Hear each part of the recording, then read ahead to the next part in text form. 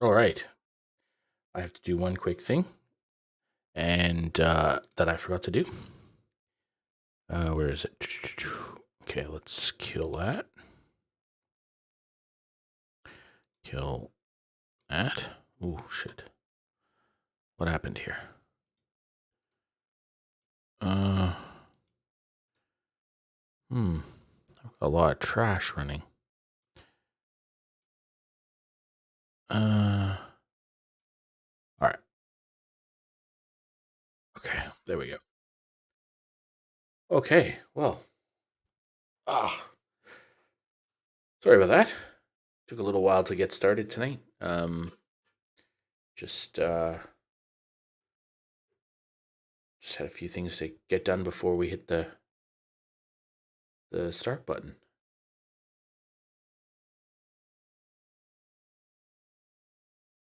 How are we? How are we, team? Tuesday in the books, and tomorrow we head into hump day. I'm starting to get this point where I now have straggling hair because I need a haircut.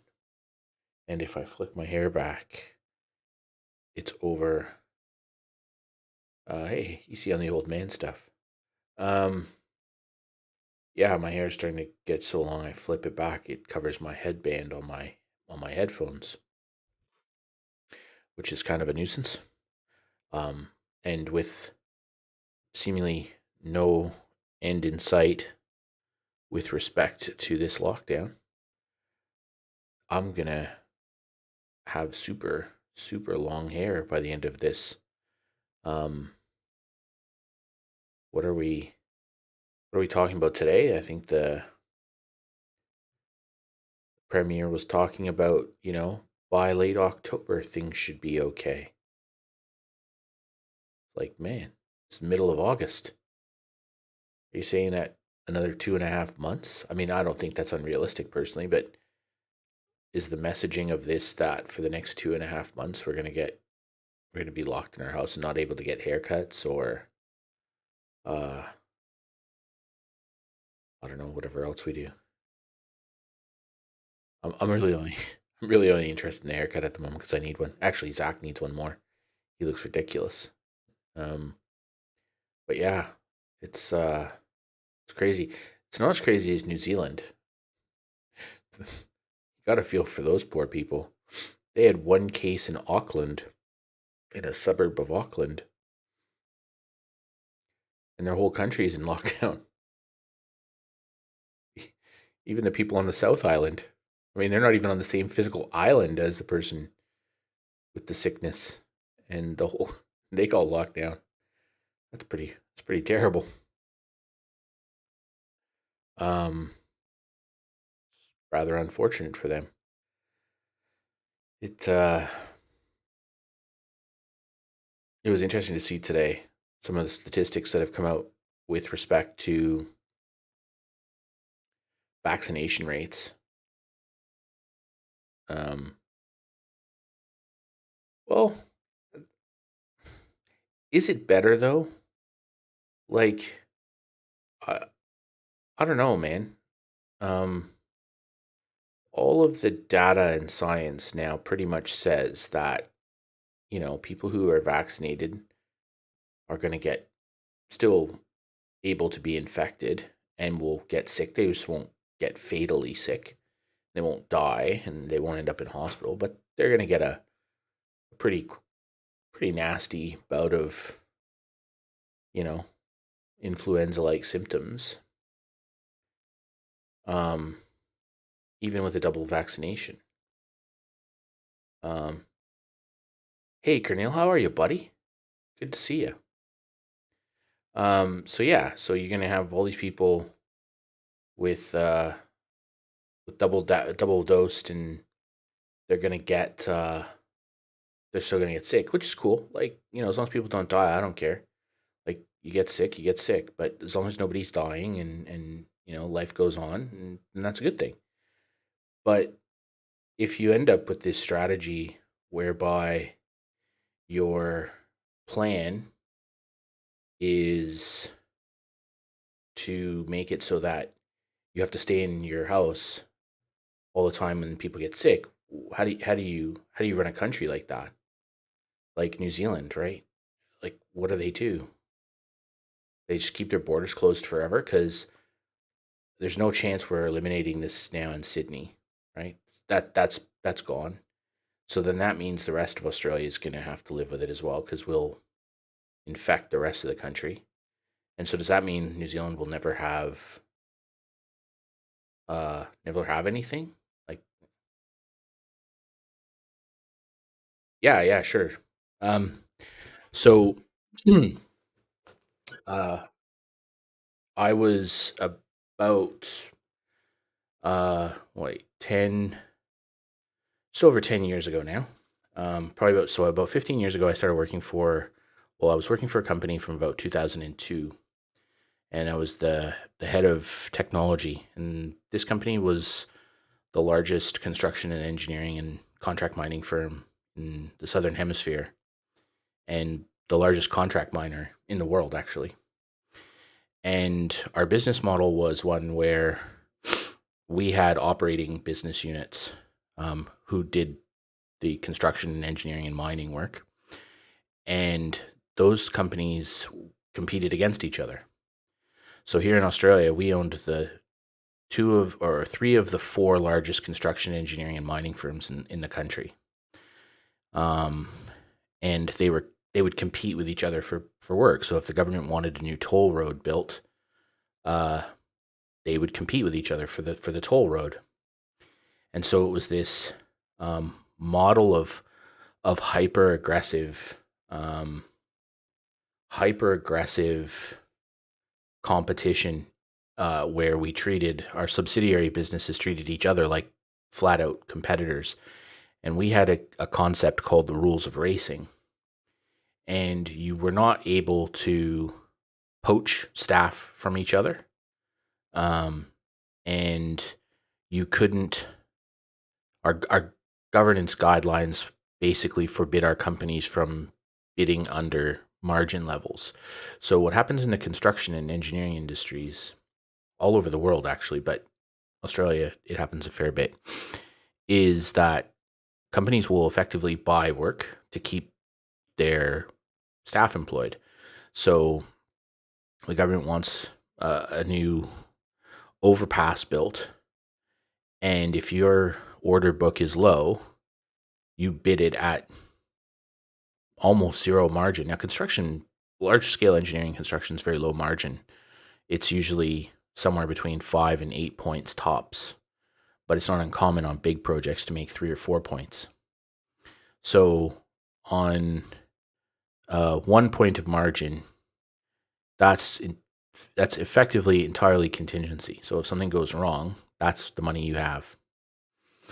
Um, I was the head of technology for all of those, for our oversight. So our corporate entity, that the holding company effectively that owned all those businesses, so provided governance. So my job was to essentially oversee their budgets. So when a CIO of one of our operating companies put forward their annual budget, I would be the person who would review it and make sure that it didn't have any nonsense in there. If we wanted to leverage our size, so say we wanted to buy a new global Microsoft agreement, I would negotiate that on behalf of everybody, and we would use our 27,000 seat size to buy it in bulk. But if one of the companies wanted to build a system or implement an ERP or do whatever, that was kind of up to them, but I just would oversee it for technical oversight. Now, one of our business units was something we acquired. We acquired a smaller business unit in Melbourne, and the family who owned it had done a good job building this business, but the founder had passed, and so we had acquired it at a good price, and we put in one of our senior executives to run the business and build it up. When we bought it, it was probably about a $200 million a year turnover business, and we put him in charge. And he had built another one of our mining businesses that we had sold. He had built it. He was an engineer. He was a civil engineer. And he'd built a mining business, contract mining business for coal. He'd built it from zero revenue to about $1.4 billion in under 5 years. And we sold that business off. And then we bought this new construction business. And so they put him in charge. And he was he was a crazy man, older gent who had been there and done that, bought the T-shirt, knew everything there was to know, and he took that business from about 200 million to in about three and a half years to just over $1 billion, and by year 5, they were at, I want to say, 2.1 billion in revenue a year. So he just exploded this business, and this was the third time actually he'd done that for the group over his 15-20 year career with the company. And he had been nominated by the Engineering Society of Australia. He was Engineer of the Year, I think, 4 different times. Phenomenal business brain, phenomenal engineering prowess. Engineering is really, on large civil projects, is actually large scale. It's large scale project management more than anything. We had one project here in Australia. We built, 2 of our companies joint ventured and built it. It was a road project in Brisbane, and it had its value was higher than the GDP of over, I think, 100 countries. Like, these are big projects. These are billion dollar projects, right? Like $4 to $7 billion projects. We built desalination plants. We built 2 at the same time in the same place. We built nuclear facilities. So it's quite complicated stuff. So the project, the person who runs those things is an engineer, but they're kind of a commercial engineer. But they're an engineer, civil engineer. Anyway, my boss. So he became my boss. After he built this other company up to $2+ billion, he moved into the COO role in our holding company to oversee the daily sort of operations of all 3 of our major subsidiaries in Australia and make sure that our expansion into the Middle East and Asia was well governed and that it was commercially sound. And this would have been in sort of 2006 or so, and maybe even a little earlier, 2005. And the entire construction engineering industry was changing to everything moving online. So all of our work online in terms of all of the administration, project management tools, etc. So I got moved from uh, basically a function of the adminisphere to under our chief operating officer. So my job was on par with risk management, uh, you know, procurement, everything. So IT sort of got moved up and into this area, and I kind of became a project for him. I was quite young at the time, right? Like I would have been, you know, at that stage, early 30s, and so most of the people that worked for him, worked with him, were graybeards. They'd been there 25 years, were in their 50s, and all that stuff. And I was 30 something and willing and able to do anything. I would, if we needed to deploy a network on the far side of Bora Bora in Indonesia, where there's no roads, I was happy to get on a boat and a ferry and a helicopter and go to Bora Bora and help people deploy that. Or I went to a mine site in Mongolia to scout locations to see if we could get satellite connections for networks. Um, I, I'd go anywhere and do anything to get the outcome. So this really kind of resonated with him because he used to say that our holding company's staff had soft computer hands, whereas I was just quite happy to get on planes, go anywhere, and do anything. And if something needed to be done to get a project over the line, I was happy to do it. And so I kind of became his pet project, and I learned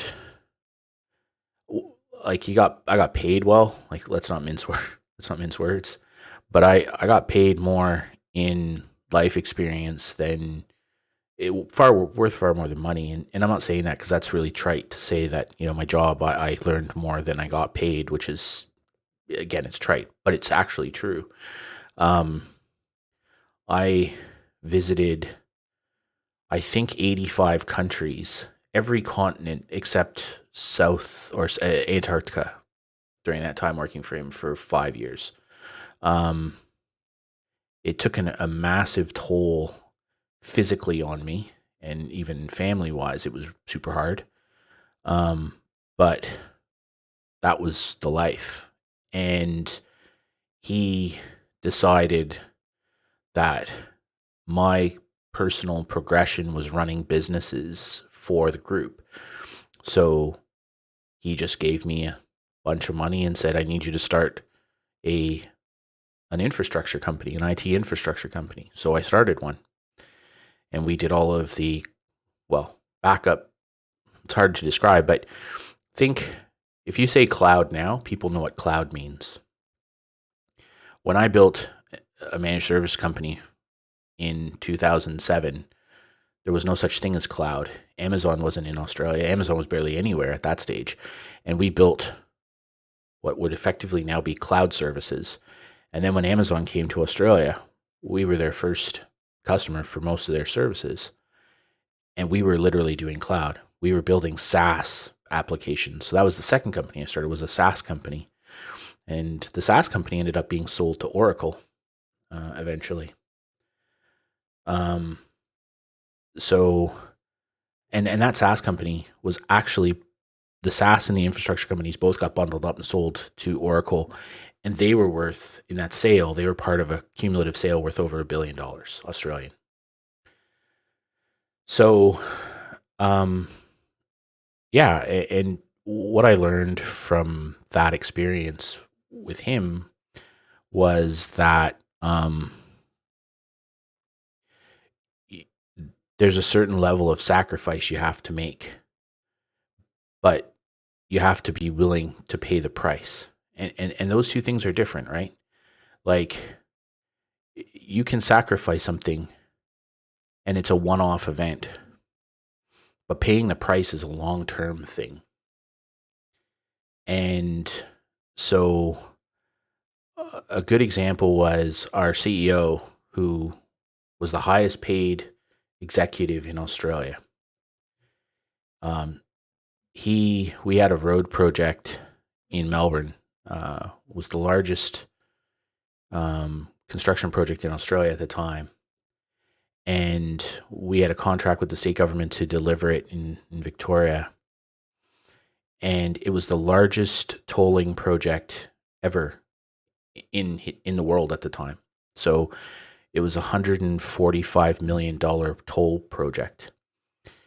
And the second closest tolling project ever done anywhere in the world was, I think, $38 million or $40 million something. This was 140 plus.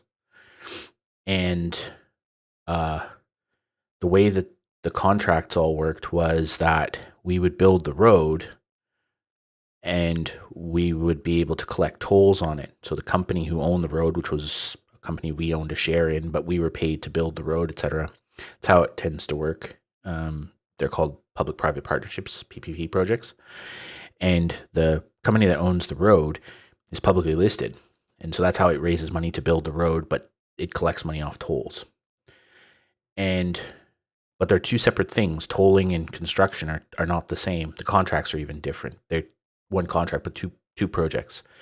And so under law, because these roads are created through public acts, they're so big, if the road is ready to be driven on, so it passes all of its milestones and all of its safety and everything else, and the tolling project hasn't reached a thing called tolling completion, whereby it's been certified by the state government and auditors and third party to comply with the law, the road has to open, but the tolls can't. So now you're effectively running a road that you're not getting paid for. You still have to do all the maintenance and all the other stuff, but you're not getting paid for it. And for a state government, for probably 6 to 12 months, that's an awesome scenario, because the public gets to use this road for free. After about a year, the government wants to get its clip of the ticket, right? So it gets paid a revenue cut out of the tolls. But for a year, they're quite happy to let the road run. And so you really want to have what's called tolling completion. So you're having your tolling project signed off before the road is completed, because that way you're then able to charge from the day the road goes on. And the other thing that's really interesting in those kind of contracts is that you have a date by which the road has to be ready. If you finish the road early and you have tolling completion and you start charging tolls, the state government gets none of that money. So every month for us, we had to have it done by, I think it was October, I can't remember the year, October 2008 or something. And we had to have it done by then. That was our contractual obligation. And every month before then that we had it done was $10 million profit, like straight to the bottom line. That's $10 million right in our pockets. And in December of the year it was due. It was 2009 actually.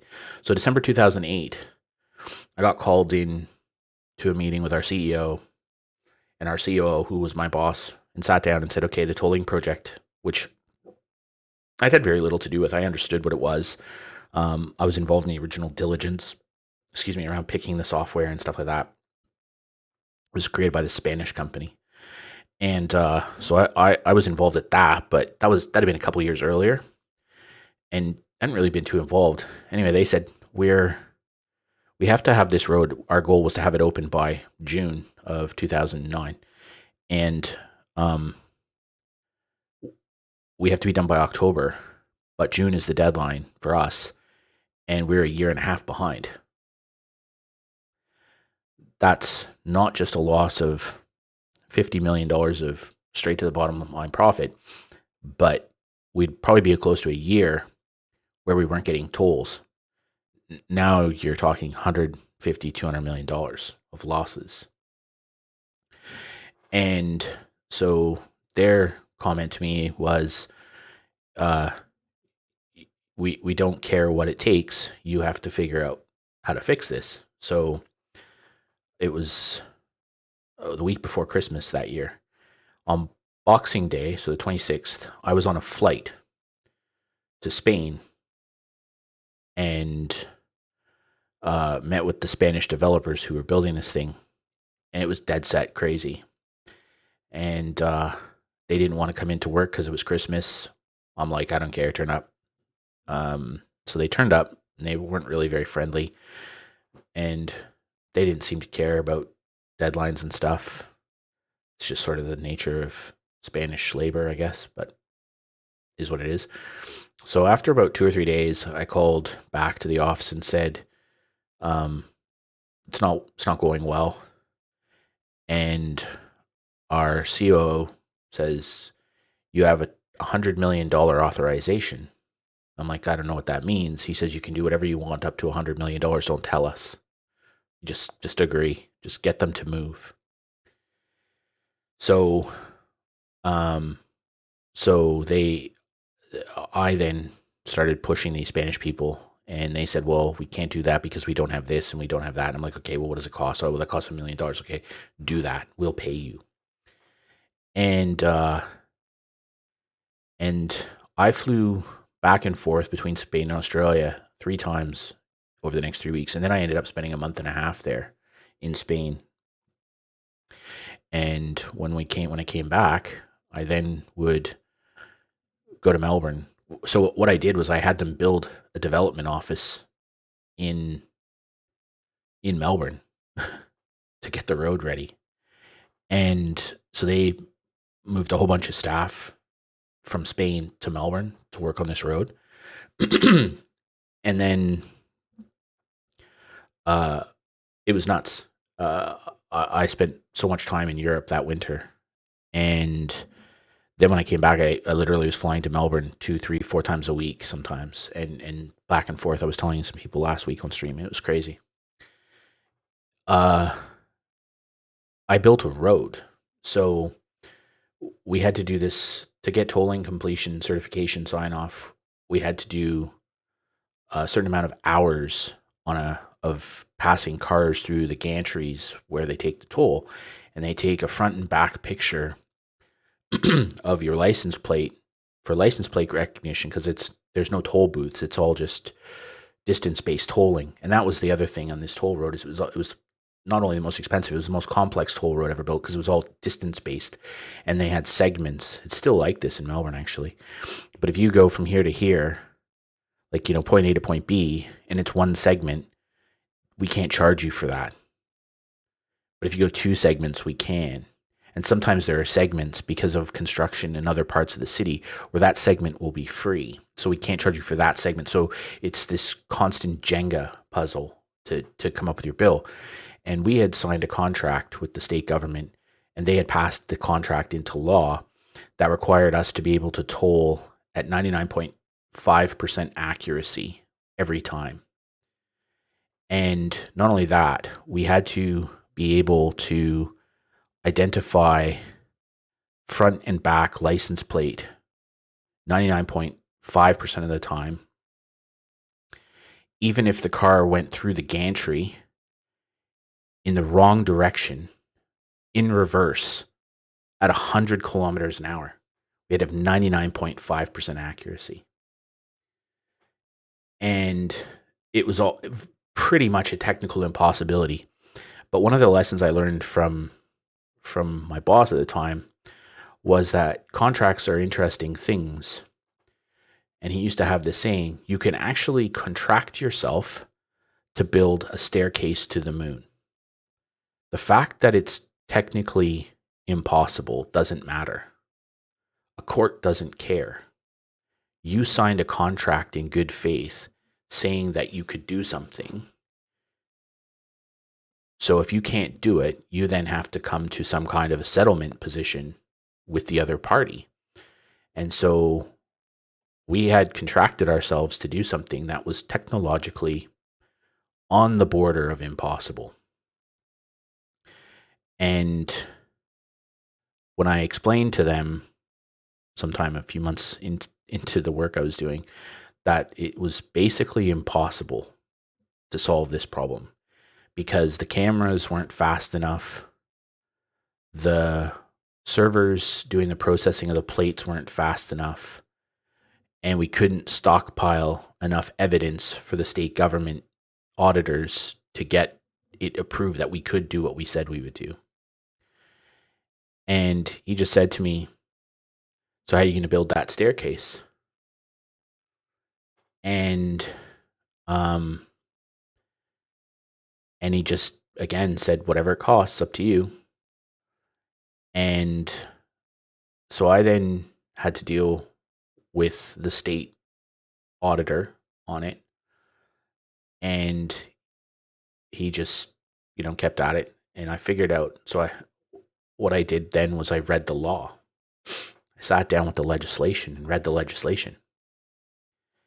And in the legislation, there was a caveat, and it allowed us to forgive tolls 2% of the time.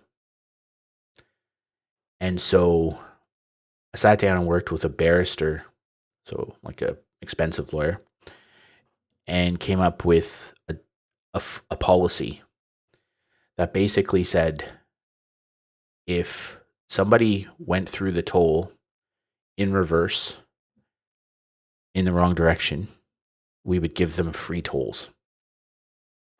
We would write it off every time. And the auditor for the state government at first rejected it. And then we filed a legal dispute. And their lawyers, the government lawyers, went, no, it's perfectly legal. That's how we got through that. But to get through the tolling completion, to get all the hours, I actually had a road built, a track. I had a 1 kilometer circular track built. I had about 35 construction workers working for me to build this track.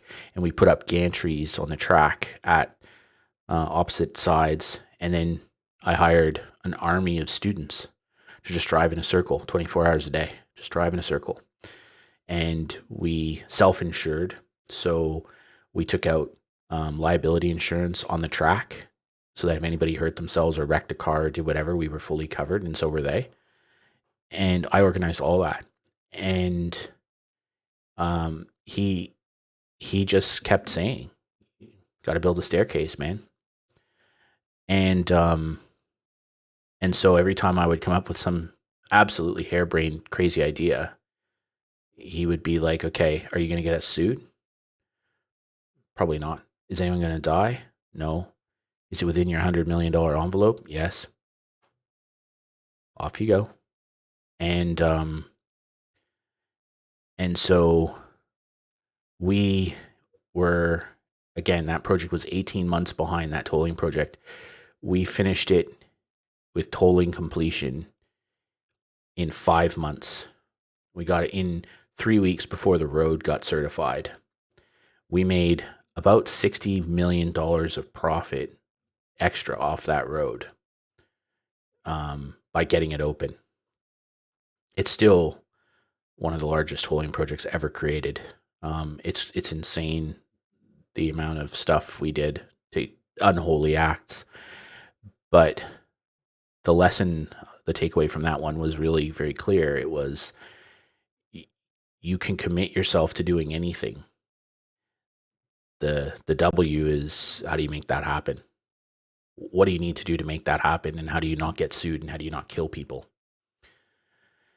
And the other valuable life lesson you sort of learn in a situation where working for somebody like that is that, so this guy, he owned a yacht, and not just like a big, dirty yacht. He owned a racing yacht, and he ran it in Sydney to Hobart every year, and he ran it in the Rolex World Series of Racing, yacht racing. He had a full-time crew who did the racing and stuff like that on the yacht, and this kind of was his pride and joy. I think he paid like $8.5 million for this boat, and loved the boat. And one year he was out, he had it out, or the crew had it out. They were fitting new mast on the boat, and something happened in international, outside of Australian water, in international water, and the mast fell off the boat in rough seas. So now the boat is stranded. Uh, I was in his office when he got the call. It was from the captain of the boat on a satellite phone, and the captain of this ship is basically saying, "Look, we're going to have to abandon ship. We have no mast. We have no engines. We're in trouble out here. People are going to die." And he started yelling at this person, "You do not get off that ship. You stay on that boat," because the problem he had was it was in international water. So if they abandon ship, it's salvage. Anyone who takes it owns it. It's international laws of the sea. So he'd have lost his $8 million boat, and it wouldn't have been insured because they abandoned ship. So he then called a commodore in the Australian Navy who was a friend of his, and he said, "I need my boat towed." And the Australian Navy, he paid the Australian Navy $250,000, and they sent out a maintenance ship to tow his boat back into Australian water. And you just learn that every problem has a solution. It's just how far are you willing to push to get your answer. And then you learn other things from somebody like that, right? Because you don't get to be that successful repeatedly without that person having a formula for success. And probably one of the most interesting business things I ever learned from him was he read he read financial documents upside down. So imagine you bid to do work. You have a cost that you put to the client, and that's your revenue. And then you have your internal costs to deliver that service. So that's your expenses. And then you simple stuff, you subtract your expenses from your costs, and that's your profit. Well, in most businesses, the way most normal humans think is that your profit fluctuates based on your costs and your revenue. And in project-based contract work, oftentimes your revenue is fixed because you've done a fixed price contract engagement. So the only lever that normal people think you have to pull is the profit lever, or sorry, the expense lever. Got to lower your costs, right? He turned that all upside down. He would say to project managers and finance people, the only number that doesn't move unless it goes up is the profit number. That profit is locked. You owe me that money. That's my money. And so if your expenses go up, then you need to figure out how to increase your revenue to compensate for that. And a lot of businesses get lost in this notion of margin, right? And because construction engineering in particular is a very low margin business, he tended not to worry about that too much because the numbers were so big that it didn't really matter. We were actually just interested in the bottom line gross GP. How much money did we make? And so when we would bid on something, we kind of would know the cost. And so we would know what our cost of capital is, and we would know what the risk to that capital is. And so he would say that the reward for the risk that we're taking with our money and our time and our effort and our resources is this, and that's the GP number. So if that was, 60, 70, $80 million of gross profit, that was our prize.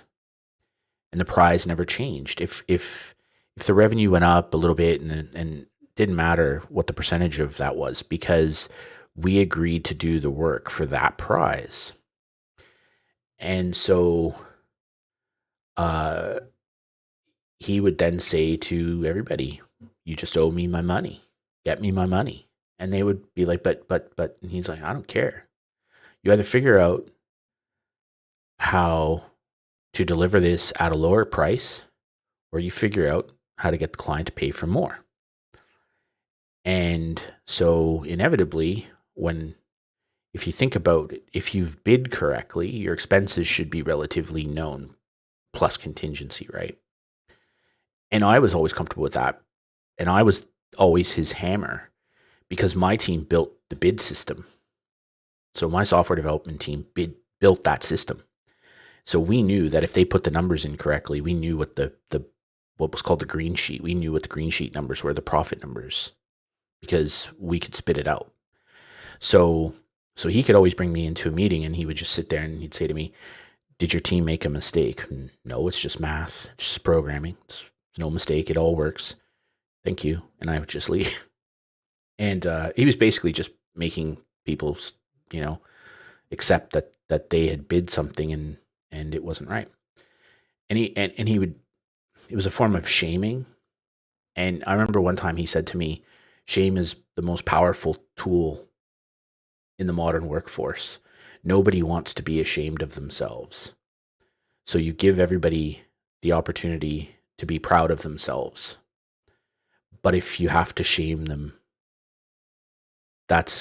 you don't yell at people, you don't bully them, you don't lord over them, you don't work them hard. You just let them know that they will be ashamed of themselves and that their colleagues will see them with shame.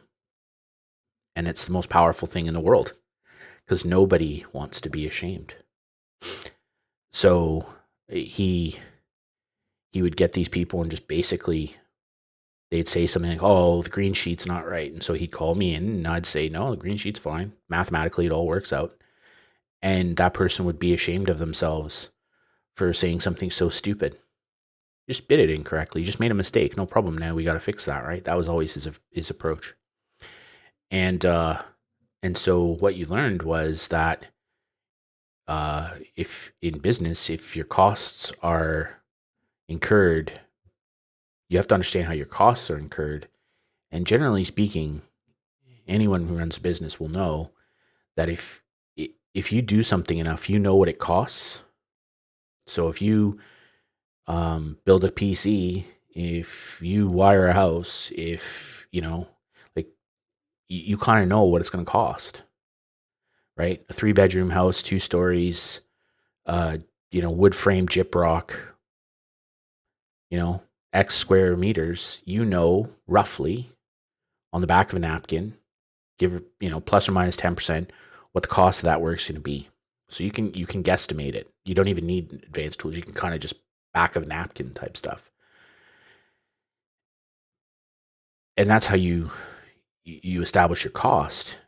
But if you sit down to do the work and the person didn't want, an ATX case with, 2 fans up the top for exhaust, 1 in the back and an AIO, what they actually want is, an EATX case with hardline water cooling, custom bends, and I want the pipes to be aluminum. That's not what you sold. So even if you signed a fixed price contract to deliver that piece of work, what's happened is the client has varied the spec, they've varied the scope, they've varied the requirements, and your job is to make sure they pay for that. And it sounds super obvious, but it's not super obvious. I see it every day in the job I do now. The client introduces scope creep. And if you don't have the stones to say, hey, that's not what we agreed, then you're going to lose money because time is money, right? So if you look at it from the perspective of, as he used to do, my profit is sacrosanct. You can't change my profit. You owe me that money. And your costs have gone up. Well, the only thing you can do is figure out how to make more revenue. And so if a client changes the scope, you have to figure out how to make them pay for it. You need a a PCR, a project change request, or a variation on the contract, and it requires discipline, and it requires you to be thoughtful, but it also requires that you understand everything that you do at a fundamental level. You have to understand the process. So I tell my son this all the time. You know, you need to know, if you run a cake shop, you probably need to know how to bake a cake. And you probably need to know how to bake everything that you sell. And you should be able to do it. You don't have to be excellent at it. You don't have to be, you know, Zumba. You don't have to be Adriano Zumbo. Like, you don't. I'm not saying be the best pastry chef in Australia, but you need to know how to make cakes, because you need to know what it costs. You know how much time it takes, so that if something changes, you know how to adjust your revenue to accommodate the increase or decrease in cost, so that your profit never changes. And it's the same for anything you do. And it was probably one of the craziest, simplest lessons. I remember sitting down with this guy. I was starting this this infrastructure services. Again, we'd call it cloud today, right? It was basically, we built data centers. We put millions of dollars of storage in them. They were connected by the internet. You had a web front end, and we backed up your data repository. It was almost like S3 before S3 was available. And I remember saying to him, I'm struggling with the variable nature of this cost. And he literally took my P&L and spun the paper upside down and said, okay, here's your profit. That you can't touch. That's the top line now. You can't touch that. How do you change the other two? How do you lower your costs? How do you increase your revenue? And it was really fascinating. It's just a different way of thinking about everything. Like, and even simple. Now I manage and oversee consultants and stuff. And they're like, well, a consulting gig to do X is going to take me 16 hours, and my hourly charge out rate is Y, and I'll put this much contingency on it. And it's like, okay, that sounds great, but what is your actual contingency? And you make them hold to what they say they're going to do. And that was probably another really great life lesson for me in that job with that person, was, if you say you're going to do something, then do it. You don't get a pass.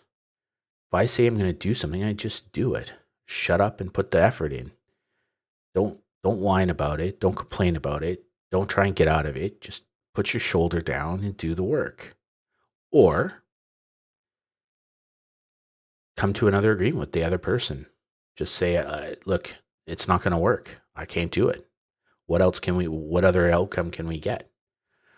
95% of the time, people are like happy to renegotiate. People are happy to come to a positive outcome for everybody. And probably it's a really funny one. He was hard. He was Bill was I'm trying to think of a nice way to say it, but he was hard. He was a very hard person. And sometimes he would make rash decisions. And I one time had a barrister say to me, my husband, this woman, she said, my husband is driving a brand new car because he doesn't know the difference between common sense and common law.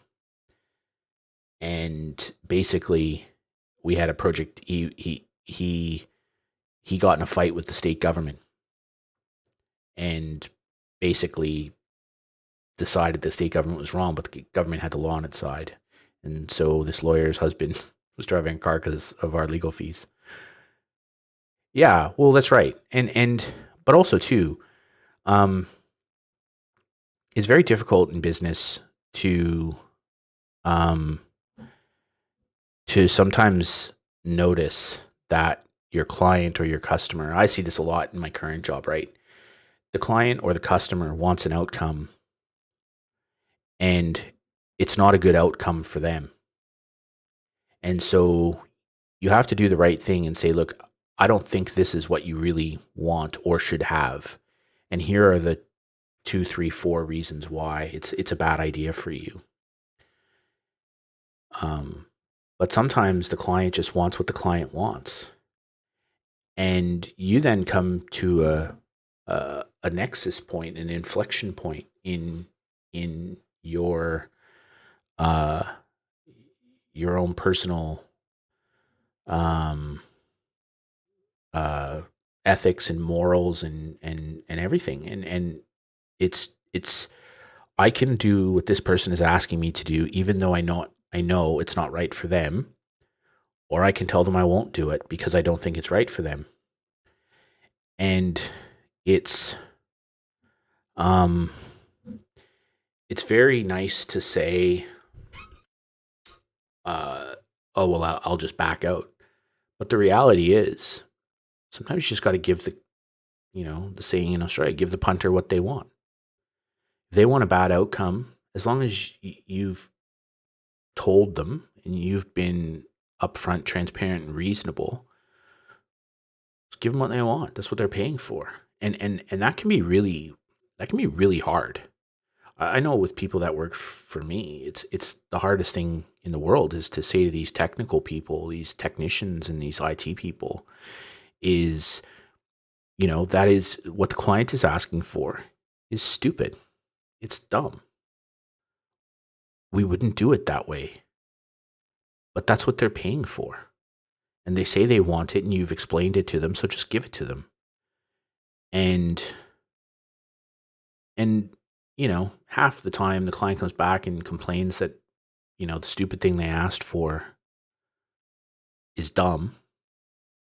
And you just sort of have to point out to them, yes, it's very stupid. But that's why we told you it was dumb. And the other half of the time, they're so ashamed of themselves for being dumb that they just eat it. But we go back to that lesson that shame is a powerful motivator. Because if you remember, the first thing I said was you tell them when they complain, yes, it's dumb. And we told you it was dumb, but you wanted it anyway. So you're shaming them. You're basically saying you were told something is stupid and you were too dull-witted to figure that out. So that's on you. And the second person who is too ashamed of themselves to complain, shame's already worked its magic on them. But again, we'll go back to the top line, bottom lines, and revenue and profit. The beauty of a situation like that is, in both cases, you have an opportunity to go make more money. And I don't say that maliciously, but the client who has asked for something stupid and has gotten, the old play stupid games, win stupid prizes, they've got the stupid prize. Nobody wants a stupid prize. So they're usually willing to pay to fix it. It's good for you. And a lesson out of that one, this is 25 years of work experience. If you normally charge 25% margin on your work, when the person wins the stupid prize, charge 35% for the fix. Charge more for the variation. It's not a penalty. It's not. You're not being vindictive or punitive. It's just when the person has won the stupid prize for playing the stupid game and then they want you to fix it and they want to pay you to fix it, they're going to look for the extra pound of flesh, because human nature is such that they're not going to accept that they were at fault. So they will try and find a way to make you to blame. So you need to build extra contingency into that rework. And if you make more money, that's awesome. There's no rule against making more money, right? As long as it's all in good faith. But my personal advice is any variation where a client has asked you to do rework based on a bad decision they've made that you've informed them of, and they've now come to the realization, always pad your margin. I generally internally refer to it as the stupid tax, but it's always, always, always there, because I know that at some point in time that client's going to come back and look for their pound of flesh to take themselves off the hook for the initial bad decision they've made. So you need a buffer to be able to wear some of that, because the thing you can do in a situation like that is you can give them a win, right? Think of the relationship side. So they've made a stupid decision. They're now paying a cost. You've come back to them with a slightly inflated recovery cost. They're going to want to get something back beyond just the fix. Having that extra margin up your sleeve gives you the opportunity to write something off. And then they feel like they too have gotten a win, but they also feel like you're a good person. So it's a win-win-win in that case. And then on the other side of the coin, the person who's made the bad decision and is happy to eat the bad outcome because they're too ashamed to do anything. Well, that's the opportunity to say to that person, look, this probably isn't what you wanted. How can I help you get to where you want to be? And again, human psychology, right? You take that person off the hook, right? Because one of the things in the world that doesn't get enough credit is people taking personal accountability for things. But at the same time, human nature is such that we always externalize blame. It's very hard to be self-aware enough to know that you're at fault. I have a mantra, and I don't know where I learned it. It was somewhere along the line I picked it up, but it was everything's my fault. So everything that happens to me in my life, everything that goes wrong, every positive outcome, everything, it's my fault. I'm responsible for me. And okay, sometimes shit happens, you're walking outside and you get hit by a satellite falling out of the sky. That might not be your fault, but you were outside and walking, so I guess technically it is your fault. So, and that sounds silly and crazy, but at the end of the day, it forces you to take accountability for everything. And so at the upside of that is you're actually not as hard on yourself. It sounds ridiculous, but it's true. If you accept that everything that goes on in your life is down to you, you are the author of your own story. You're not an NPC in your own in your own life. You're the main character. You're the protagonist. Then ultimately you get to decide the outcome. You get to play a role. It's not all just down to fate. And the Chinese have a concept called Joss. And Joss is just the thing the universe doles out to you. It's not luck. It's not fortune. It's just Joss. It's just the way things go. There's not really good Joss or bad Joss. There's just Joss. And so if you accept that concept that sometimes shit just happens and it is what it is, it's not positive or negative, you just have to roll with it. It makes it pretty easy to get by, because the only thing you're interested in is, how can I change my situation? How can I make my life better? How can I get better outcomes for me and those around me? And you stop worrying about other people. You stop worrying about whose fault it is and start worrying about, how do I fix it? And so you go back to that person who accepts that they've made a mistake and are too ashamed to do anything about it. By going in and giving them the opportunity to fix it, you take them off the hook, right? You give them the opportunity to abdicate that shame and self-responsibility. And people will always happily take the win when you give it to them, unless they're a psychopath. They can't really do much about that. But yeah, I mean, it's. I think the smartest thing I've ever done in life, in terms of business, but also dealing with people, was in my mid 20s. So 20 years ago, over 20 years ago now, is I started studying persuasion and influence,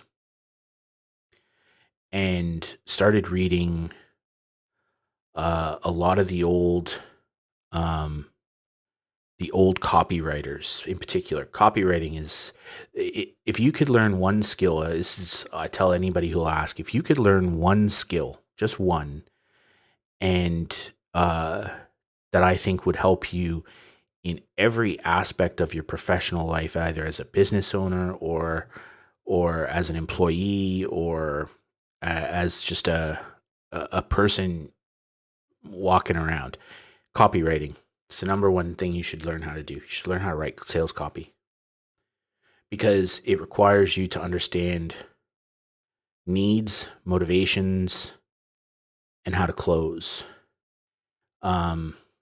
You should go read David Ogilvy. You should go read Claude Hopkins. Um, you know, all of the great copywriters. Go find their stuff. Go read it. Go study it. Um, you know, those guys were persuasion geniuses. Go read Influence by Robert Cialdini. Those are, because you learn how people, not how they think, but how they behave.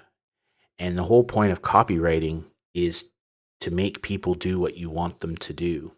It's the whole point of influence. It's the whole point of persuasion.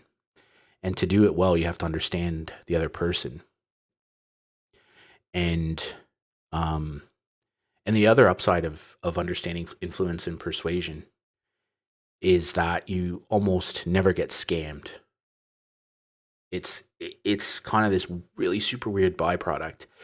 But when you study copywriting and you study influence and you study persuasion for any length of time, you start to spot hooks. You start to spot open loops. You start to see when somebody is laying the groundwork to, we'll call it scam, but to take advantage. You see that. You can't not see it. But even beyond that, if you learn how to be a good copywriter, if you do a resume or a CV for applying for a job, you can apply that knowledge to your cover letter. When you're sitting in an interview with somebody, you can use those copywriting and influence skills to shape the conversation to the one you want to have. Most people don't have a clue about that stuff. David Ogilvy, fantastic. I highly recommend it to everybody. So Mad Men, the TV show, right? Don Draper is loosely based on David Ogilvy, right? Ogilvy is still, I mean, it's one of the biggest advertising and brand firms in the world. And he was a genius, and his things he wrote on it are unbelievable. So you should read that. You should study it, and you should look to learn that skill. But it's the one skill I tell everybody, if you have to learn one thing and you want to be good, because if there's a great idea. If you can sell, you're never poor, right? If you're a master salesman, you're never poor, because you can always sell your way out of the problem. You can sell anything, right? And not that stupid Wolf of Wall Street nonsense. Jordan Belfort's a criminal, should be in jail for the rest of his life. He's a con man. He's not a salesman, right? Sell me this pen. Okay, call up an old woman and take her pension. That's not selling, man. That's ripping people off. Don't do that. But sales is, copywriting is huge, huge win for everybody. If you can learn how to do it. That's probably the one thing. If I had to give a business lesson to anyone, it'd be: do you know how copywriting works? Are you familiar with the arts of persuasion and influence? If you're not, you should be, because there's just no other skill that important. But the thing about writing copy is that it's you can learn it, right? You go read uh, all of the great copywriters, um, and they will,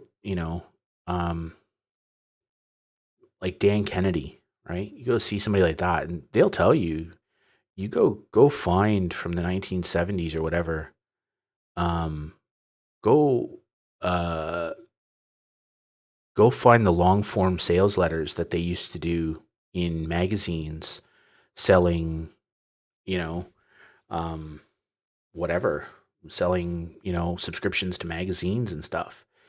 And those guys will tell you, just go get those long form sales letters and hand copy them. Like, get a pen and a paper and just hand copy them out word for word. And the process of hand copying that stuff, you actually, it's true, it's phenomenal, but you learn the process of copywriting. You start to understand, the lead, you start to understand the hook, you start to understand, all of the techniques with how to put forward a case. The probably one of the, well, it depends on your taste. If you're not a politically correct person, and you're open minded to, and you just want to learn uh, great copy and great persuasion and great ability to use the written word to get your point across and to sell, and you really want to learn to sell, probably one of the best people that I could ever recommend is actually a buddy of mine. It's a guy called Ben Settle. And Ben is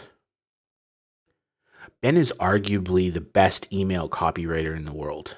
I think um, he is not to everybody's tastes personally. He's kind of weird at times, but in terms of email marketing, uh, in terms of being able to write persuasively in that form, he's unquestionably the best that I've ever seen, and arguably right now the best in the world at it. Um, I can comfortably say that some of the stuff that he personally told me, or I've picked up in reading some of his own stuff, I can comfortably say I've made over $100,000 just following his plan. I built a newsletter, a physical newsletter business. So writing about effectively writing about marketing, um, a monthly newsletter that gets printed and sent to people. I did that for a couple of years, just as a hobby, 2 years. Made over $100,000 both years just doing that, all following his thing. He even hooked me up with his printer in the U.S. who would I'd send them a PDF. They would print the newsletter and they would mail it out to people around the world who had subscribed to it. Which that's his primary business model, is subscription-based newsletters. But just his mind for copywriting is phenomenal. Technique and all that you can learn, but how to position and everything is phenomenal. But so he's amazing, and it's crazy. So I don't know if you follow politics or particularly on Twitter and stuff. Like there's a dude in the US named Mike Cernovich, and Cernovich was hugely popular among the alt-right in sort of 2015, 2016, 2017, that sort of beginning of that Trump time. Cernovich was kind of a thought leader in that space. He's a very bright guy. I think his politics are to whoever's taste. I don't know, but Cernovich is pretty smart, and he used to openly say Ben was the best copywriter he's ever seen. He used to pump his tires all the time and just say, I learned a lot about how to position myself on Twitter, and how I would tell a story, and that's persuasion, is telling stories. And he would openly say that he learned it from Ben. So but again, Cornel, to your point about copywriting and writing is a skill you learn. So between 2016 and mid 2018, I wrote a daily email every single day without fail, 1,500 words minimum. So plus I wrote the newsletter, plus I wrote a book. So during that time, just in published stuff via email, newsletter, and the book, I wrote over 2 million words. So I can sit down and write now, off the top of my head, anything, instantly. I could write a 2,000 word reply on anything off the top of my head because I just learned how to do it. I just sat down and did it every day. I put a rule in place that I could not go to sleep, I could not go to bed unless an email went out that day. So I woke up, and before I went to bed, another email would have to go out. And I did that every single day for 2.5 years. Did not miss a day. I had sickness, flu. I was in hospital one day, and I wrote an email while I was at the hospital. On airplanes. And so I was talking to, I don't think Regina's in the stream, but I was talking to Regina about it the other day. I had planned at one point to write a book on that process of having a set of rules that you operate by, whereby if you follow the bouncing ball and you do the same thing every day, or you do the same thing all the time, that those things lead to an outcome. So if you're familiar with the concept of OKRs, objectives and key results, right? It's a Google thing, but it's an amazing system of tracking results and objectives because it focuses you on doing things that lead to things. And so I set an OKR for myself that I wanted to publish X amount of words in the course of a year. This is like 700,000 words or something. And it was just an exercise for me. And to do that, I worked out that if I wrote the newsletter, and the newsletters were like 5,000 words each, and I wrote 12 of those a year, that's 60,000 words. And then if I wrote a 1,500 plus word email every day, I'd get to, it was 500,000 words. I'd publish 500,000 words in a year. And I didn't have to sit down and write 500,000 words. I only had to do, the whole a journey of 1,000 miles begins with one step, right? I only had to take one step, and I would get there. And I ended up writing, over that 2.5 year period, I ended up writing over 2 million. And that process works. It works all the time. You break down a big thing into smaller chunking. Psychologists call it chunking. You chunk things down, and then you do the one thing, and you just keep doing it. You set up a process and a routine, and you form habits. There's lots of good books. I was talking about Charles Duhigg's The Power of Habit last week. It's a fantastic book. But if you consistently set yourself up following habits, then then it becomes easy to, if the habit that you form is around the thing you're trying to achieve, then the achievement becomes automatic. It's quite fascinating. And then there's just all these other little life hacks, right? Like probably one of the best things I've ever done was get an Audible subscription 6 or 7 years ago. I got an Audible Premium Plus or whatever the hell they call it now subscription, where I get like a couple of Audible credits a month. And so I'll just find books and I'll just listen to books. And then while I'm out walking or I'm out doing stuff, I'll just listen to a book. And I listen on 1.5 or 1.6 times speed. And so I'm constantly listening to a book, constantly, all the time. Um, I tend not to listen to podcasts very much because podcasts are just uh, uh, more often than not they're just opinion filler. They're just people telling you what they think without structure. Um, and opinions are like assholes. Everybody's got one, so they're not really worth a whole lot. Um, but books take time. If you ever written a book, it's bloody hard. Like I, I still say, actually, to be fair, publishing the book was the hardest thing I've ever done. Writing it, writing it was a nuisance, really, but the publishing part, the layout and the cover design and physically getting the book printed. Like I physically had the book printed. Um, I've got a copy in the cupboard over here, but that was hard. Doing the Audible version of the book was hard because sitting there having to read your own writing is not easy. It's tough, but um, yeah, writing books is hard, so therefore not a lot of people do it, and so therefore the information contained in it is usually pretty good, um, because people have to put effort into it. Um, Whereas a podcast, like like if this were a podcast, I'd have smashed out 2 episodes in this hour. It's no anyone could do this, right? Sit down and shoot the shit for an hour. It's not hard. You just have to be somewhat engaging. But yeah, copywriting. David Ogilvy, Claude Hopkins.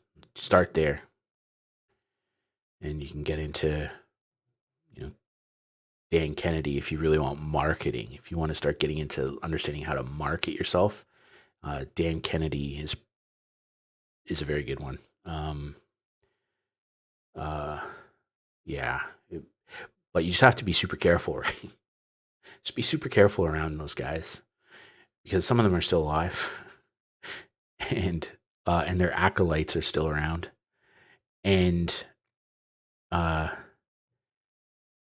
you get into that world, and you're swimming with sharks at that point, right? Like, and I don't mean that in any negative way, but if you want to learn how to be a salesman from a salesman, that salesman's going to try and sell to you. And if you're not disciplined and you're not self aware and you're not cognizant of what's going on, you're suddenly finding yourself signing up to $2,000 programs and you're $20,000 down and you've bought a bunch of CDs and some printed newsletters. Like you just gotta be super careful. It's a huge amount of knowledge, a huge amount of stuff, a huge amount of information.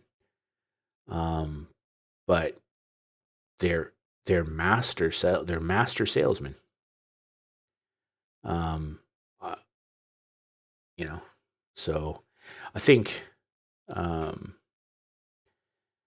probably the most overrated person in that space and in the whole online is Gary Vaynerchuk. His message is just whack. That whole hustle and grind and that's crazy. That's just abusive. Um the number of people I run across who think that the answer is I have to just work more. I show that I want it more by working harder is so dumb. It's so bad for you. And it's a road to nowhere. Because here's a clue. There's always somebody willing to work harder than you. You can never be the hardest working person. There's always somebody willing to work more. So you have to be better. That's the key. The key is being better. And in the book that I wrote, I actually talk about leverage a lot. Um, One of the most important, if you ever want, if you ever want to understand how the, if you ever want a light bulb moment, go start reading about Archimedes, right? The creation of the lever. You know, if you want to move the world, give me a big enough lever. And, uh, the concept of leverage is that's how you win. You don't, you know, you take what you do, Cornel, right? You don't become the best at what you do by doing more. You don't work 25 hours a day and be the best. You learn the process, you learn the system, you learn the concepts, and you understand how something works. And then you put in place systems and you hire people who are smart and you teach them, but you put structure around them and you give them the tools to be successful. And then you hire more people and you do that again because you're more successful if you have 5 people doing what you do at 95% of your ability than you are you doing it 20 hours a day, 7 days a week at 100%. Leverage, man. That's it. That's how you that's how you become successful. You figure out how to leverage uh, your own knowledge, other people's time, other people's skills. Um, that's it. That's the secret. Leverage. Figure it out.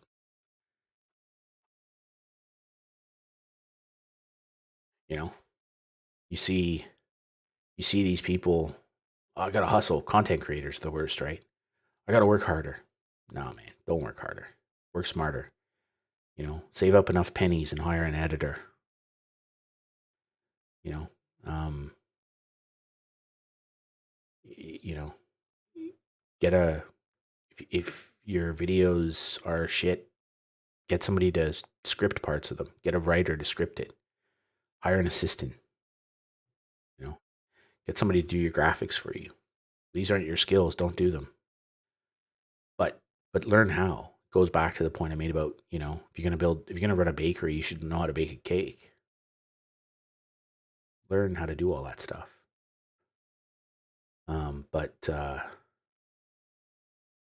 But yeah, you have to leverage other people. Um, so anyway, thank you for coming to my TED Talk. I should have a drink before I lose my voice.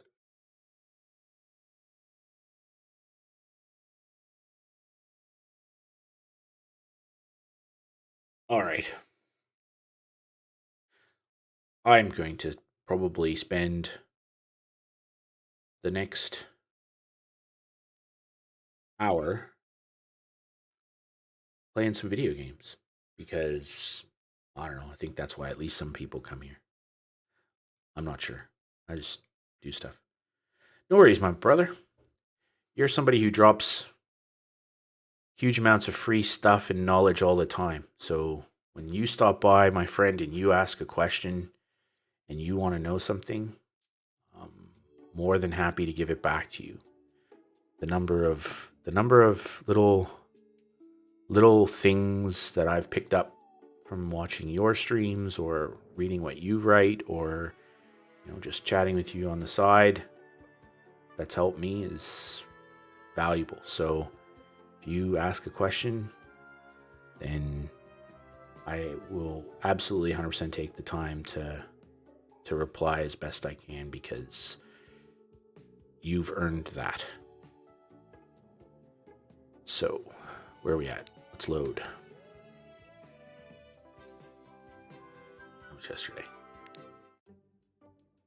All right, let's get into some. Well, Tony, I think it's trying to think of a nice way to describe it. One of the things I learned probably in the last few years as my son's gotten a bit older is that he's going to be 18 next month. And as a parent, things change. So you stop being the person who makes rules and being the police officer and the enforcer. You still have to do that occasionally, right? But very rarely. And you start being the person whose job it is to talk to this young adult as a person and explaining to them, this is what life has in store for you. And this is what I've learned. Because one of the worst things as a parent, and it's truly one of the worst things, is watching your kids make mistakes that you could have told them how to avoid.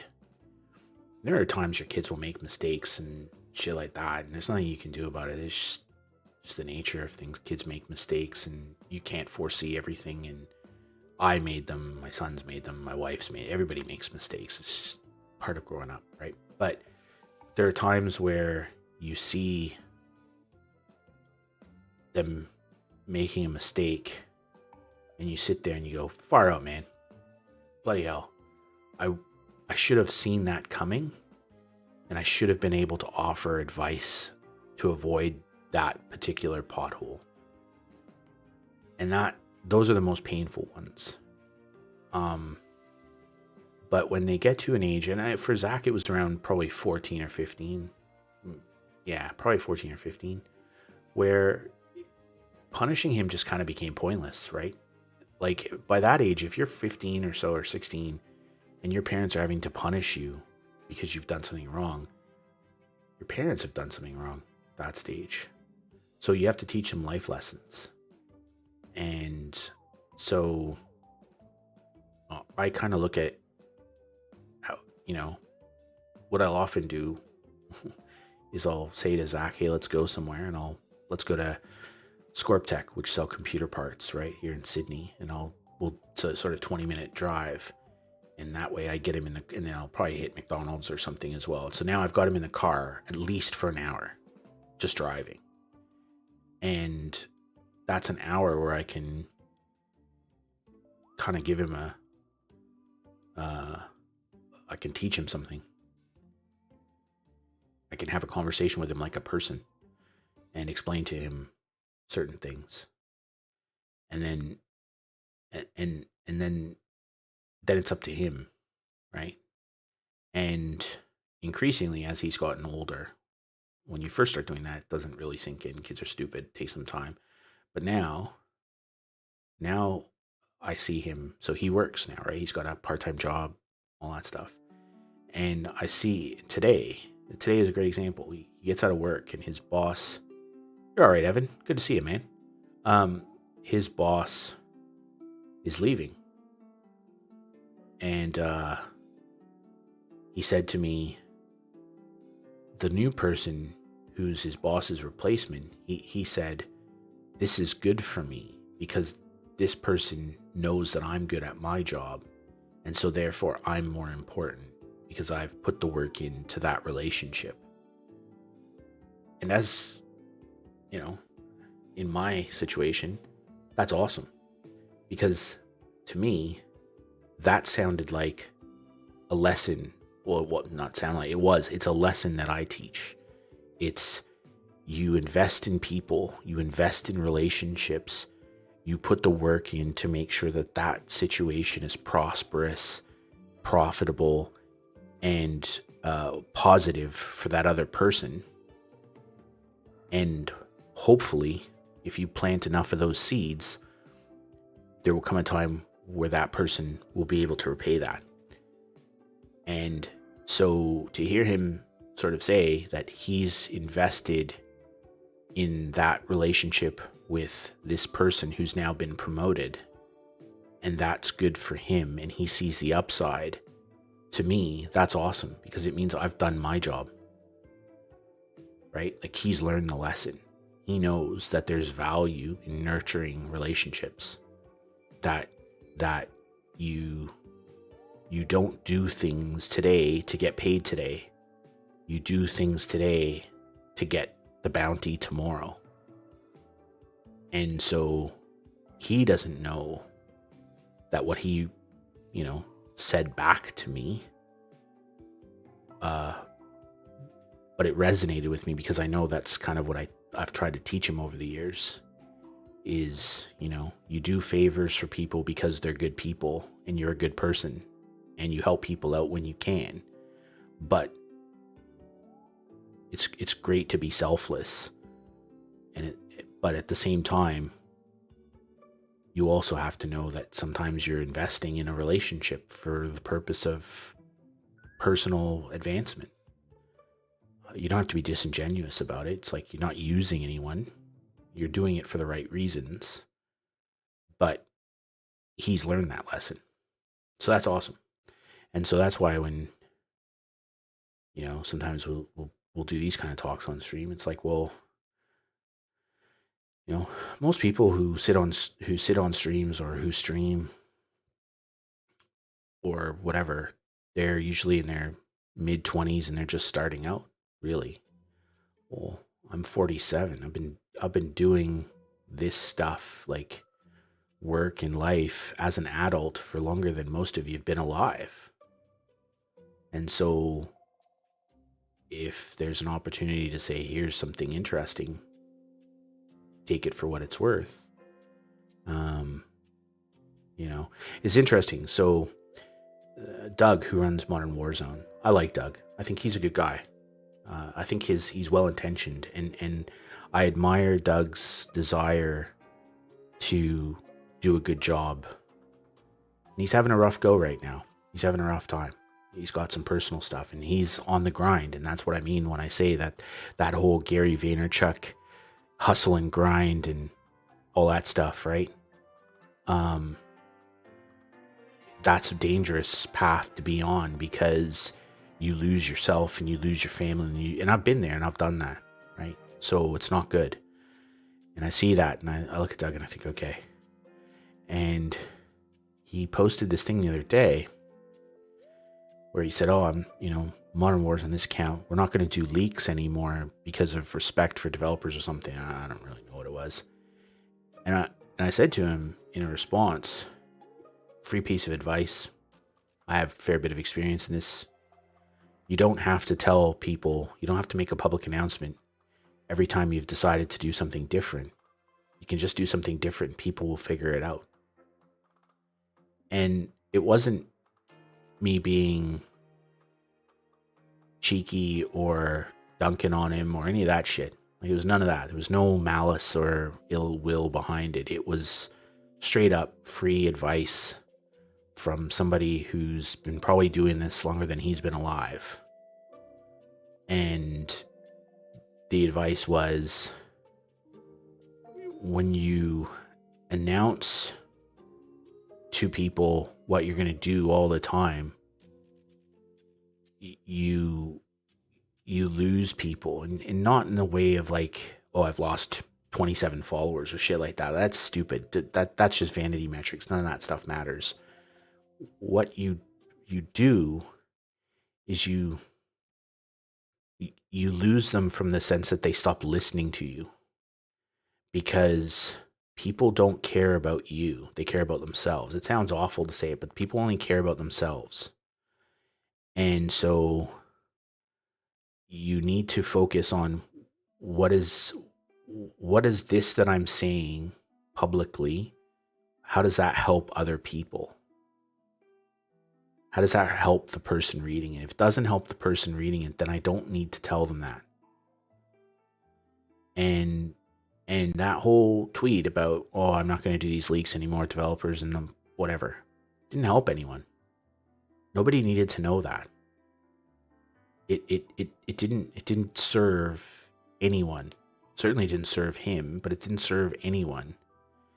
And customers and audience and people don't care unless it helps them. And that's not malice, and that's not harsh. It's just reality. I'm not on Twitter for you. I'm on Twitter for me. I don't read a book for you. I read it for me. I don't buy I don't buy things for you. I buy them for me. I care about me. I can be empathetic and I can be sympathetic, but at the end of the day, your amygdala, which drives your subconscious reactions and thought, is always about you. It's never about somebody else. It's the whole point of its existence. And so, I kind of felt like that was an opportunity to give him a lesson. I don't care if he read it or not, but hundreds of people liked it, and hundreds of people, it was the second most liked comment after in his thread. So a lot of people seem to get some value from it. And that was the intention, was like, you don't need to announce everything. You don't need to tell people what your every thought is on social media. You don't need to declare all of your moves, because most people don't care. And if you just, what I said to him is just pivot. People will figure it out. And if they don't, they don't. Doesn't matter. But why make a thing about it? Just pivot. Just pivot and move on. I think it was important the other day when he came out about, some of his mental health struggles and some of his personal life struggles and the weight that running the business he's created has put on him. I think that's important. I think people need to realize he puts a lot into that, a lot of himself. It's very hard. And it's important for him. It was important for him to say that for him, right? Because it was kind of an affirmation and a declaration that he knew that he needed to improve. He needed to be a better version of himself. It's very important.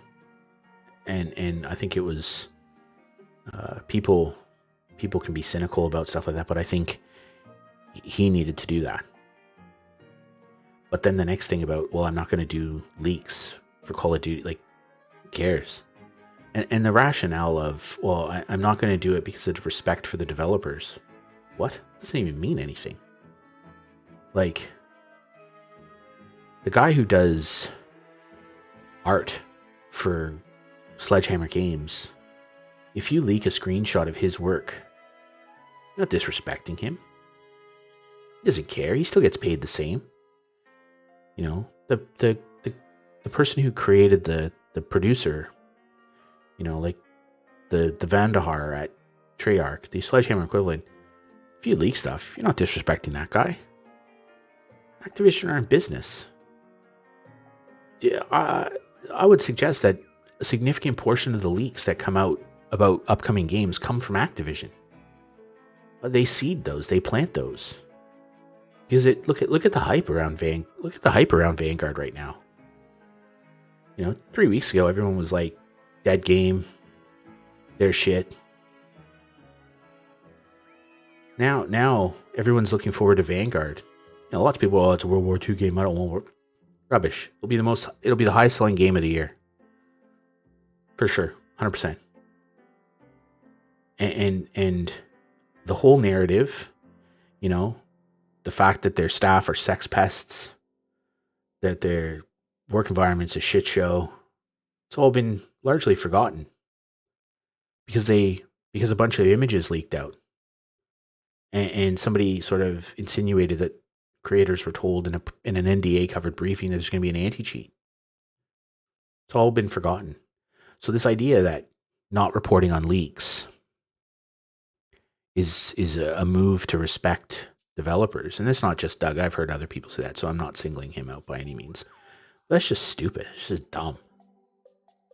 It's like, what are you talking about?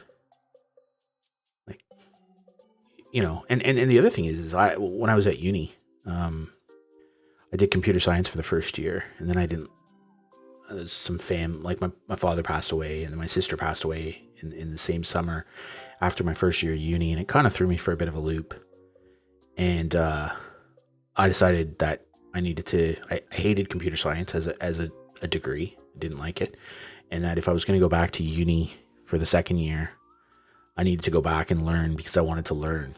And so I decided I'd go study. Actually, I was going to study mass communication, so sort of a form of journalism. So I went back and I did that. And then what I learned in my second year of school, second and third year, was that university was about learning, which is pretty insightful for a 20-year-old, I have to say.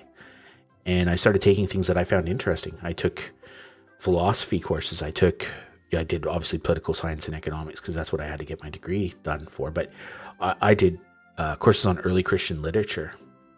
I did children's literature. I did statistical analysis. I did tons and tons of, like, my whole undergraduate degree was a wide gamut of topics, mass communication. And so one of the things you learn in mass comm is you learn about journalism, right? The concept of what journalism is meant to be. And the number one question, or there's two questions in journalism that you have to ask is this newsworthy and serve the public interest? And two, what is the cost of me reporting on this? So if you come across a story and you're not there's ethics, don't break any laws and don't steal stuff or any of that crap. But if you have a source and somebody leaks you information and it's newsworthy and nobody's going to die or, nobody's going to get fired. Well, even fired, I mean, depends on what the gravity of the news is, right? Like, if you find that the government's stealing money from, government ministers are stealing money, and if you break that story, somebody's going to lose their job. Well, who cares? It serves the public interest. The greater good is served by that story being known. And if there's some fallout, as long as nobody dies, then you have a professional requirement to report on it, if you want to consider yourself a journalist. And I think, my humble opinion, I'm not in that circle, so it's easy for me to opine on it because I don't have a dog in that fight. But if you're in the business of reporting on Call of Duty and somebody leaks you footage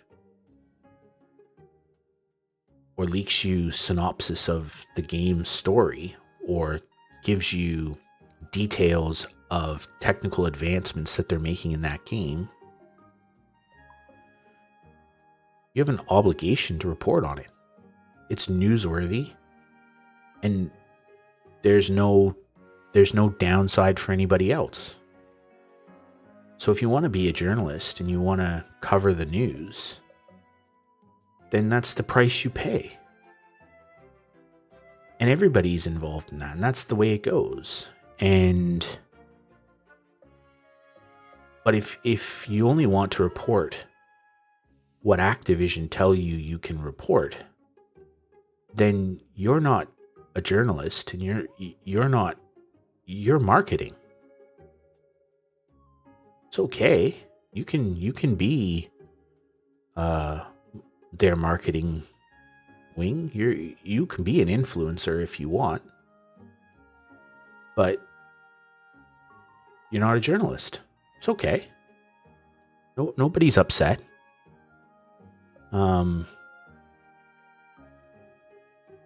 Just how you define yourself. I'm fine with that. And I also think people just need to realize, and this is all of those people in that space. I like Tom Henderson, right? Tom Henderson just reports stuff. And he's smart enough to know how to report it so that he doesn't get taken down. Like, because that's the thing with those guys, right? Activision in particular are very aggressive with DMCA takedown notices. A lot of their takedown notices are bullshit, right? Like, they wouldn't stand up in court.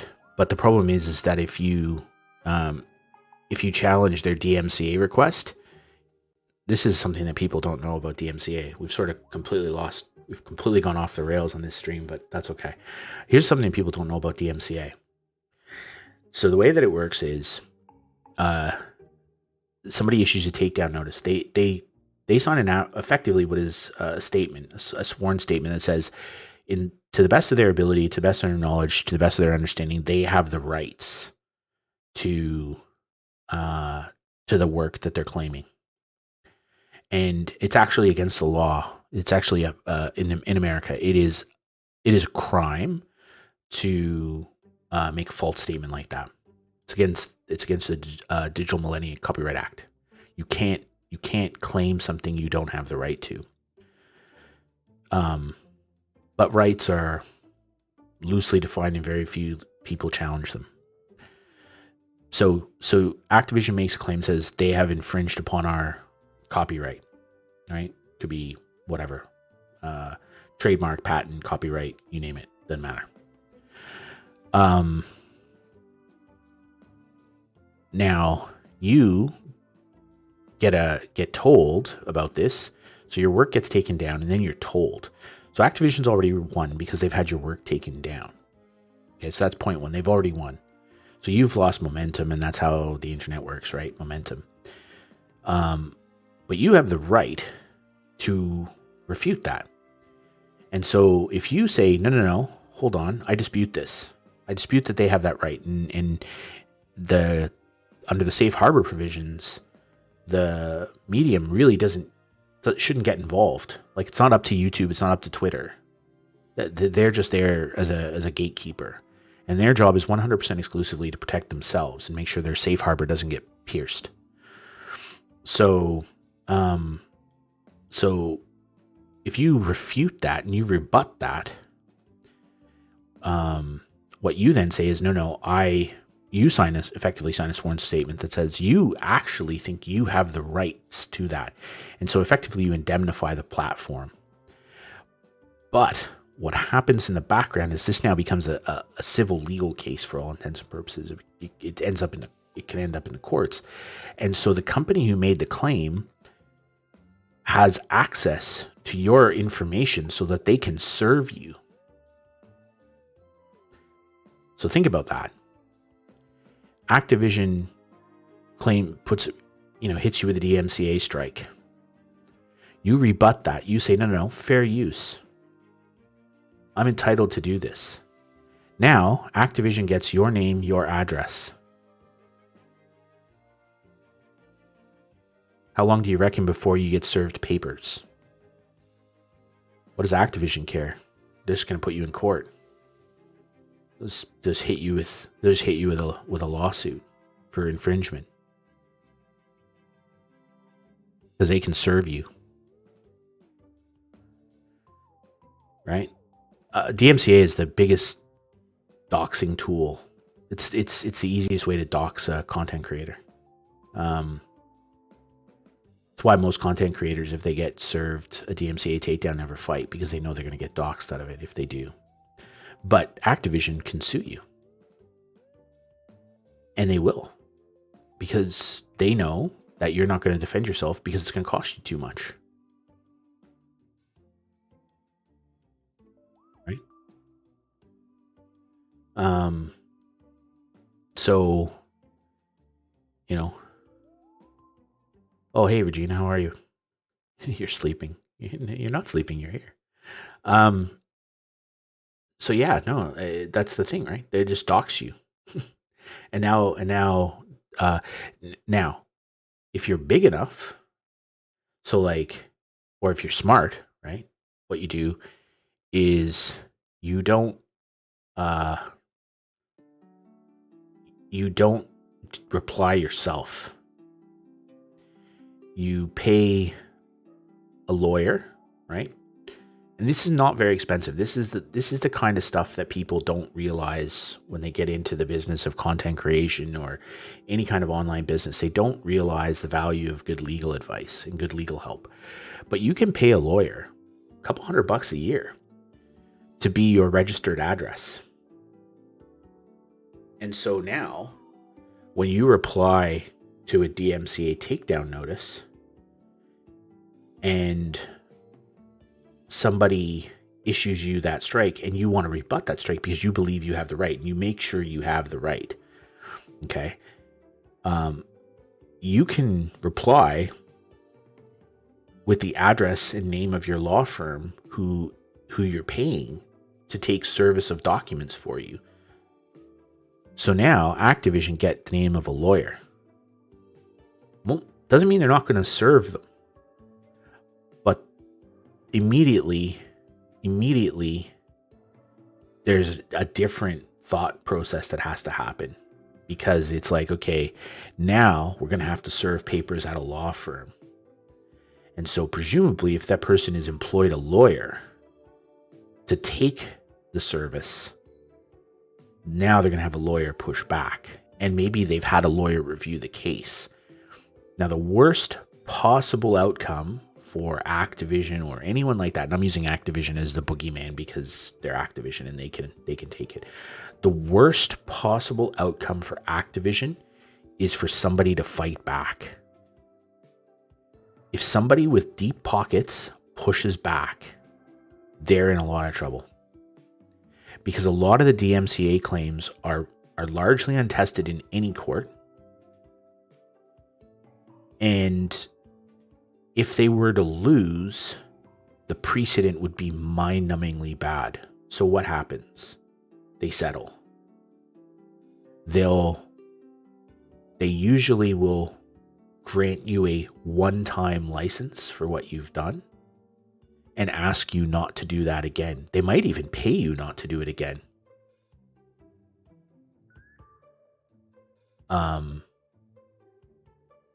Because they can't afford to lose. None of those companies can afford to lose. So they don't want it in court. So if you're prepared to fight the fight, to quote, Master Chief from Halo, if you're prepared to fight the fight, then those guys are beatable, but you have to have deep pockets. So XQC, I don't know if he's doing it, but that dude was apparently taking on NBC and the IOC. The IOC and FIFA are the two most hyper-aggressive defenders of their publishing and broadcast rights in the world. Because they have to be, right? They have to be hyper-aggressive.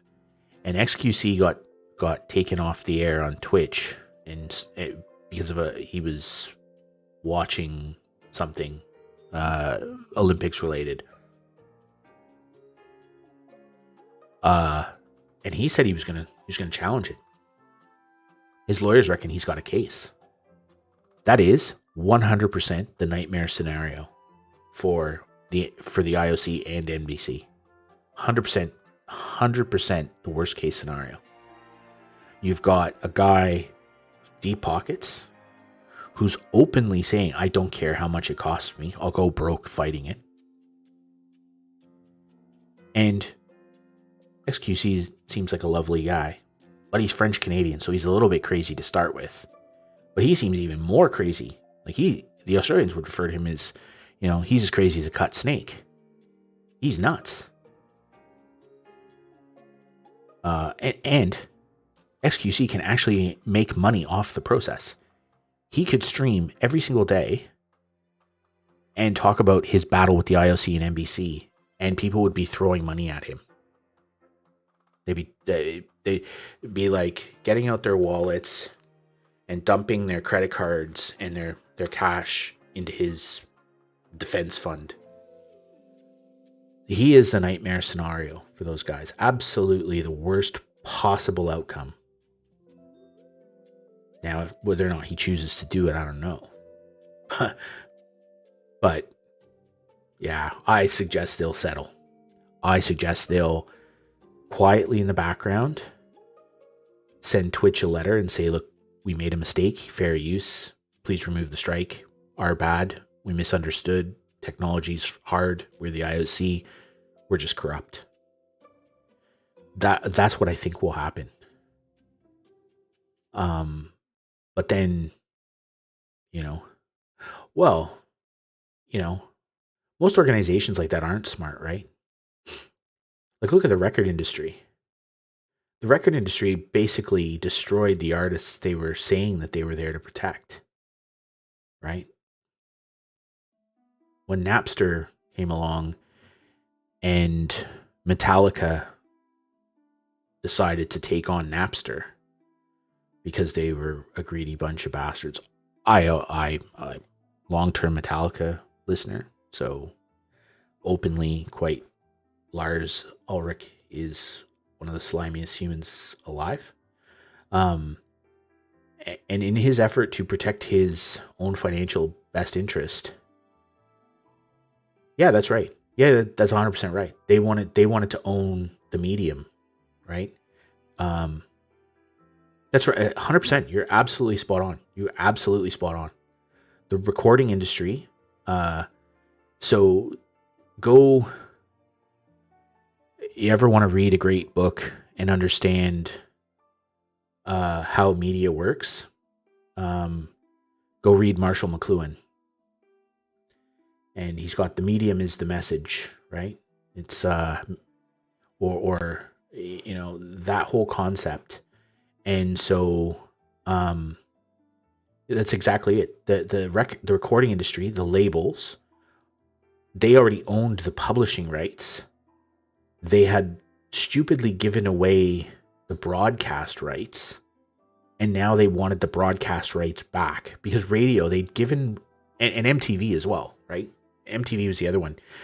The recording industry gave MTV the rights to broadcast their stuff basically for free, and so without getting into the detail of the recording industry, but you have a bunch of different rights. You have, broadcast rights, publishing rights, and then you have, I think they're called mechanical rights. And so you have probably, I think it's 3 different sets of rights around a song, right? A piece of recorded music. And so the recording industry tends to own, the publishers own mostly all of it. The artist owns very little. The artist might often own some of the rights to the publishing, but they tend not to own the broadcast or the mechanical rights. And because the recording industry had given away the broadcast rights and some of the mechanical rights to the radio industry, and then subsequently MTV and effectively the television industry, the streaming industry was the place where they thought they could get it back. So they could charge the Napster or whoever was left a broadcast fee.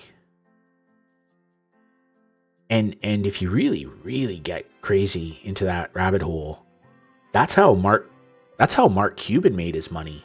Mark Cuban, you ever watch the TV show Silicon Valley? There's the character and they sort of mock Mark Cuban. He's the guy who put radio on the internet. So he started broadcast.com and decided to pay licensing rights effectively to stream stuff on the internet. Stupid idea. Yahoo overpaid for it, made that idiot a billionaire, but moving right along. The recording industry wanted to get back control of their rights. And it was rights that the artists had no right to. The artists had no claim over the broadcast and mechanical rights. They only have the publishing rights. And they actually only have part of that. So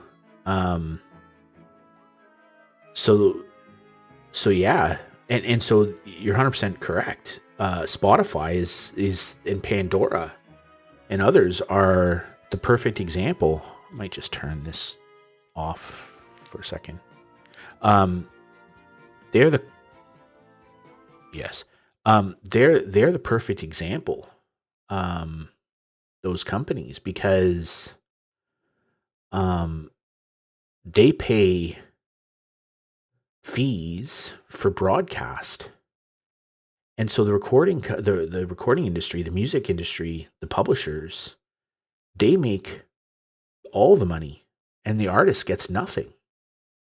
So they sell the publishing rights to Spotify, Pandora, Apple Music, whatever else at a fraction of the cost because they know they can charge more for the broadcast mechanical rights and they don't have to share that with the artists. That all goes in the publishing industry's pocket.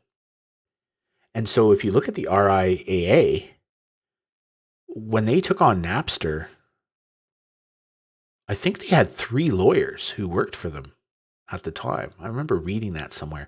Devin Nash talked about this as well in a podcast or a YouTube video he did. The recording industry had like 3 lawyers when they took on Napster. And most of the recording industry, the RIAA, the industry body for the recording industry, it was mostly what were called A&R people. So these were the people who went out and found and worked with artists. And now there's no such thing as an A&R person who works at the RIAA. None. And effectively, it's almost all lawyers. They have hundreds and hundreds of lawyers. And now, increasingly, the RIAA is becoming a technology company.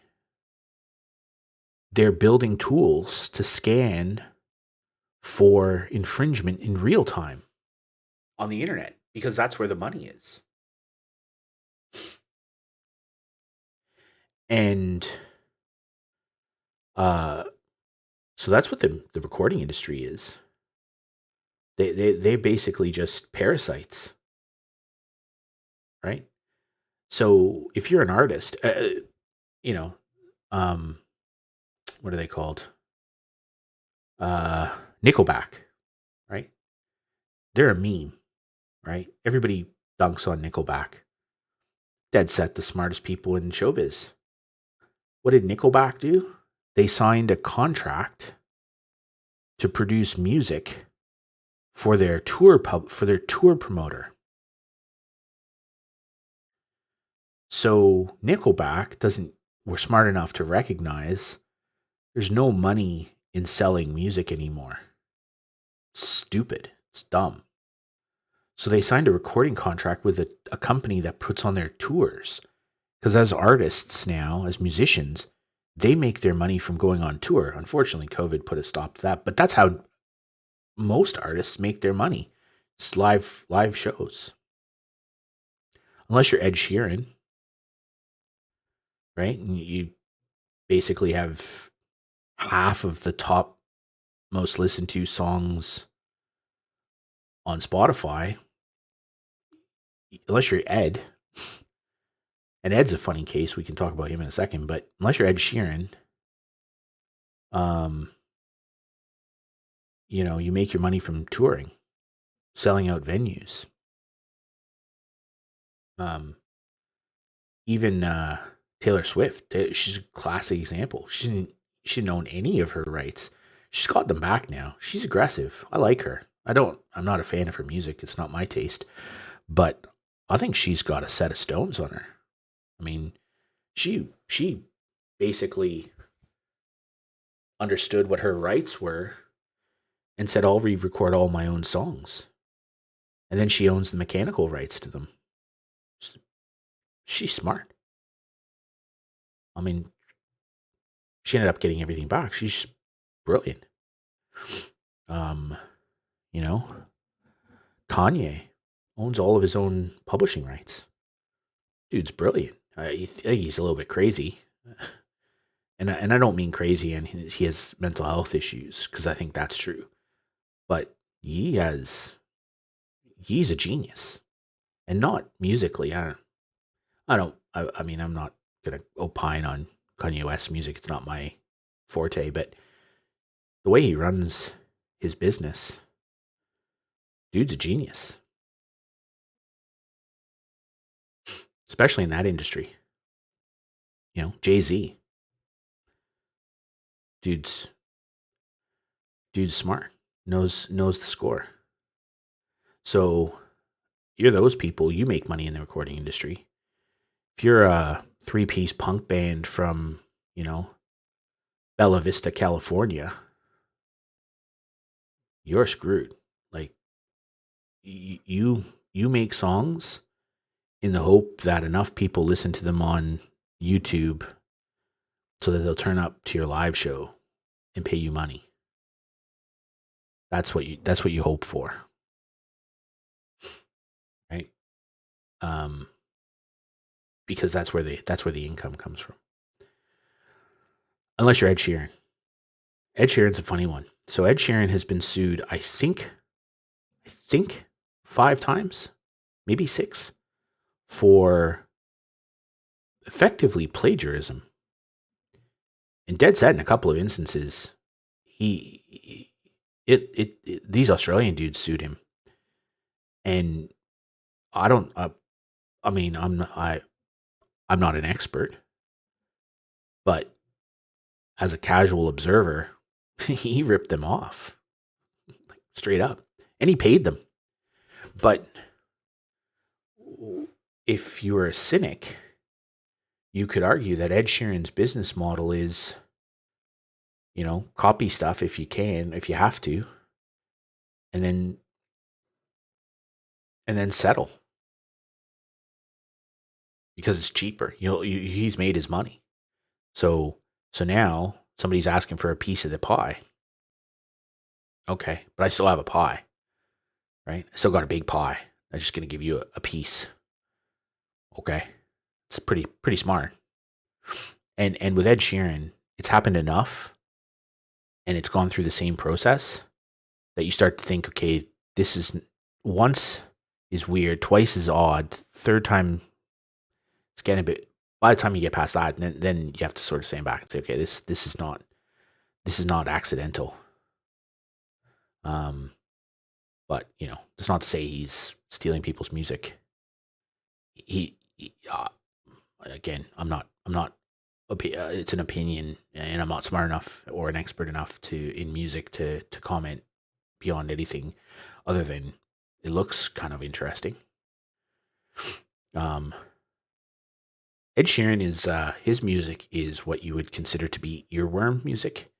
It gets in your ears, and you can't not listen to it. Um, you really have no choice but to single. It's just catchy, right? Um, it's fascinating to me. What's the there's another one too that's a bit like that. Um, Post Malone. That's another person who I find his music, less the rap stuff, more the musical side. It's earworms. Gets in your brain. There's something about it, and you just can't not listen to it over and over and over again. It's quite smart. There's a university did a study, and they wrote an AI algorithm that analyzed the most popular songs of dating back through the Beatles into the 50s and you know Motown and all that stuff.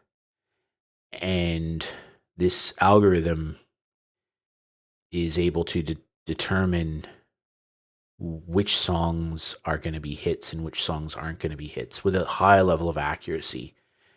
And it's because music, for the most part, the cadence of music is what hooks people. um, because the human brain it's an amazing machine, but it's a pattern recognition machine. And the human brain likes things that it doesn't have to do a lot of work to understand. So, um, so if you're, uh, if it's why your eyes cheat, right? It's why your eyes are deceiving you. It's not your eyes, it's your brain. So if you see something and your brain recognizes a pattern, it takes shortcuts because uh, running your brain is very expensive for your body. It's a very expensive organ to run in terms of energy and efficiency and blood flow, everything. Your brain is the most expensive organ in your body to run, even more than your lungs, which is quite fascinating. And so, evolution, your brain has designed itself to take shortcuts. And so, if you hear something, you want to hear more of the same thing because your brain doesn't have to think about it and it produces the right emotional biochemical response. And so we like songs that we like because those songs follow a pattern and a cadence and a rhythm that our brains are generally wired to like. It's why in English, you know, the most popular form of poetry is the rhyming couplet. It's because it sounds good. It has a good cadence. It has nothing to do with the words. It's just the cadence of the sound. Our brain doesn't have to actually work to understand the rhythm. So our brain cheats. It gives you the dopamine hit when you hear it. Doesn't matter what it is, it just is. So people like Ed Sheeran and Post Malone and uh, and people who make that kind of earworm, yeah, limericks, rhyming couplets, they're all the same, right? There once was a man from Nantucket, right? You can kind of have the cadence, and it's quite fascinating. I I've read a few books on uh, on how the brain processes things. Um, that's right, because we're old and we think the same, Jason. Um, but it's not that we're old; we're just children. We're old children. But yeah, I've read a few books on the biochemistry of the brain and how thought actually works. We were talking earlier about copywriting and stuff. A large part of persuasion is just that. It's understanding dopamine hits.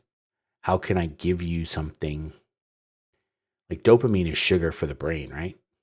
So how can I give you something that rewards you biochemically?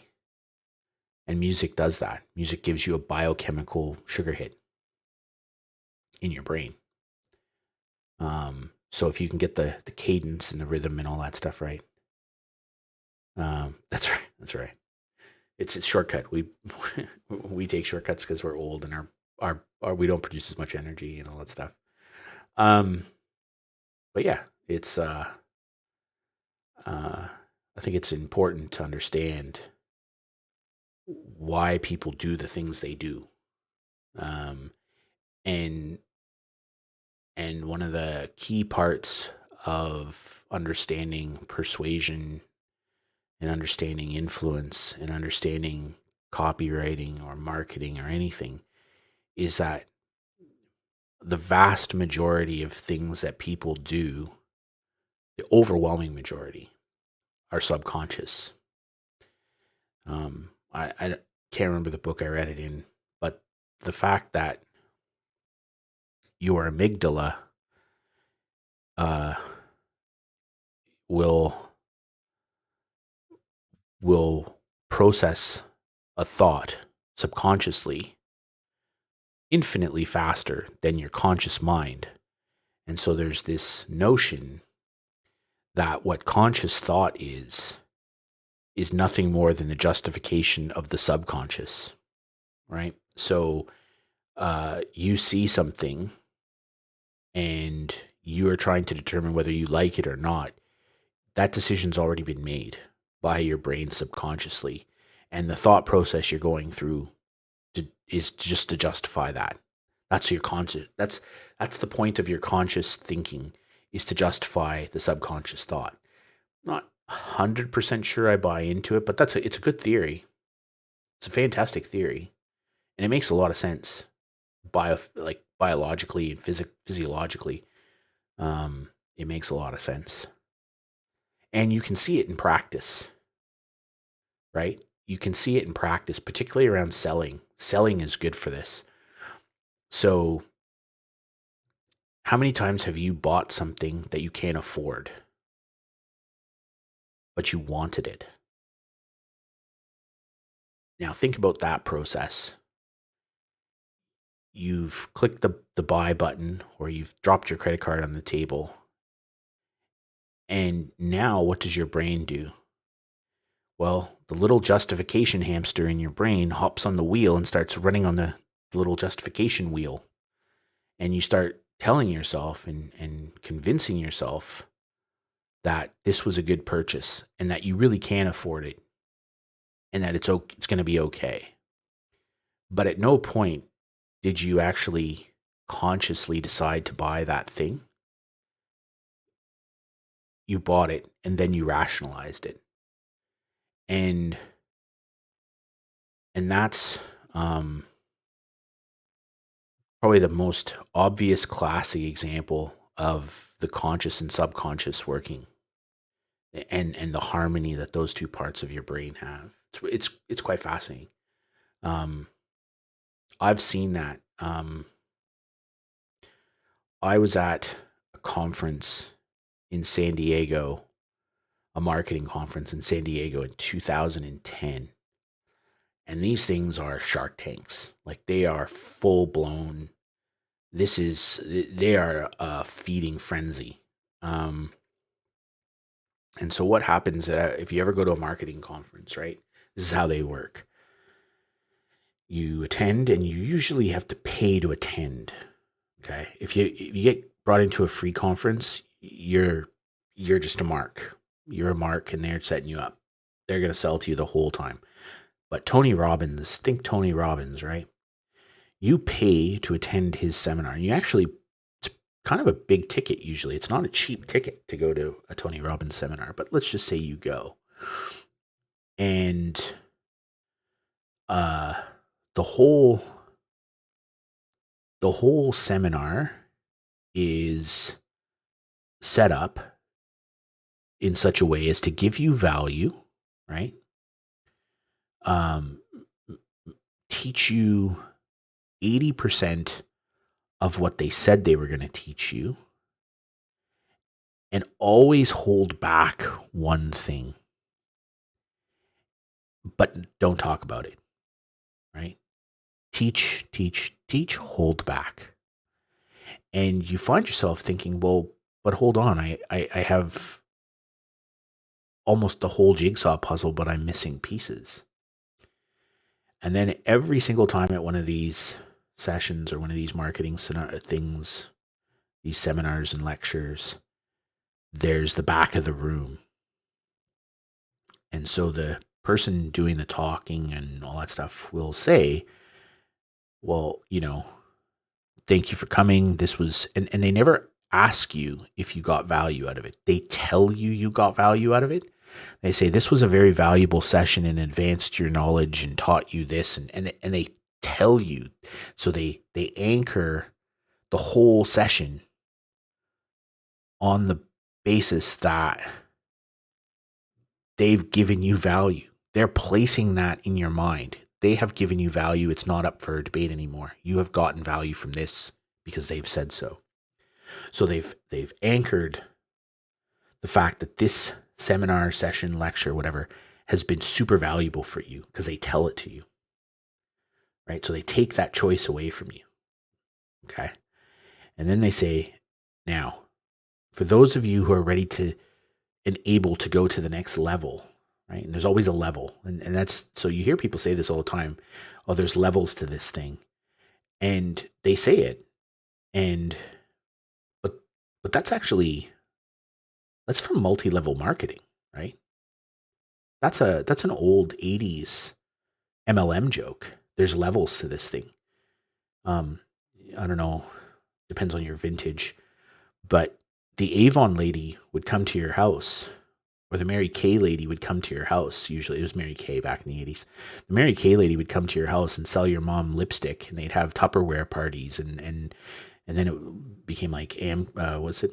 Not Amco, whatever it is, the other one. And uh, they had levels. And so you would, the person out selling Tupperware, Amway, that's it, right? And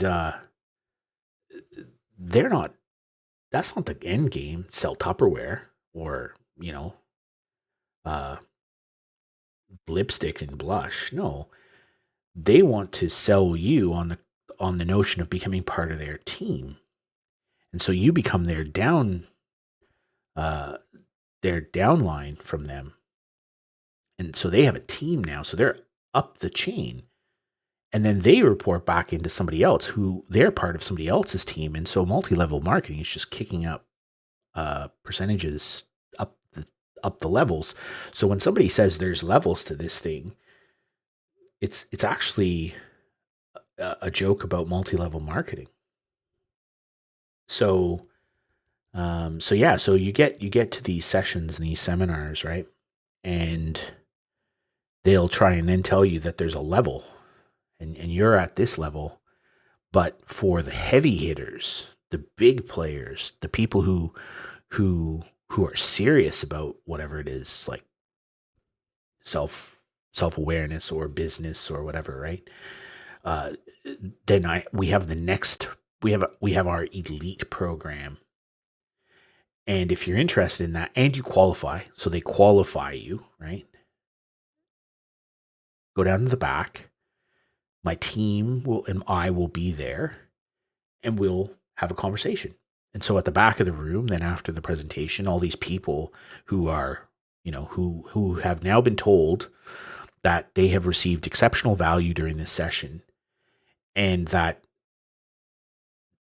they're ready to take the next step because they're at that next level, because everybody wants to be at the next level, right? So it's an ego play. They're hitting your id. And so they go there and they go down the back, and and then they start selling you on joining this program. And the program is usually, depending, if you pay $500 to go to the seminar, you can almost venture a guess and say that the next level mastermind or whatever the hell they're selling is probably $25,000. It could be 5,000, but it probably is 25. And immediately that big ticket next step in the chain cuts out straight away all the people who don't have money. And that's okay, because that creates a sense of want and desire in those people. So they want to be at the next level. And now that they know that the next level black belt obsidian mastermind is $25,000, they know that they have to go work hard so that when they come back to this event next year, they have the $25,000 to go into that program, right? That's how it works.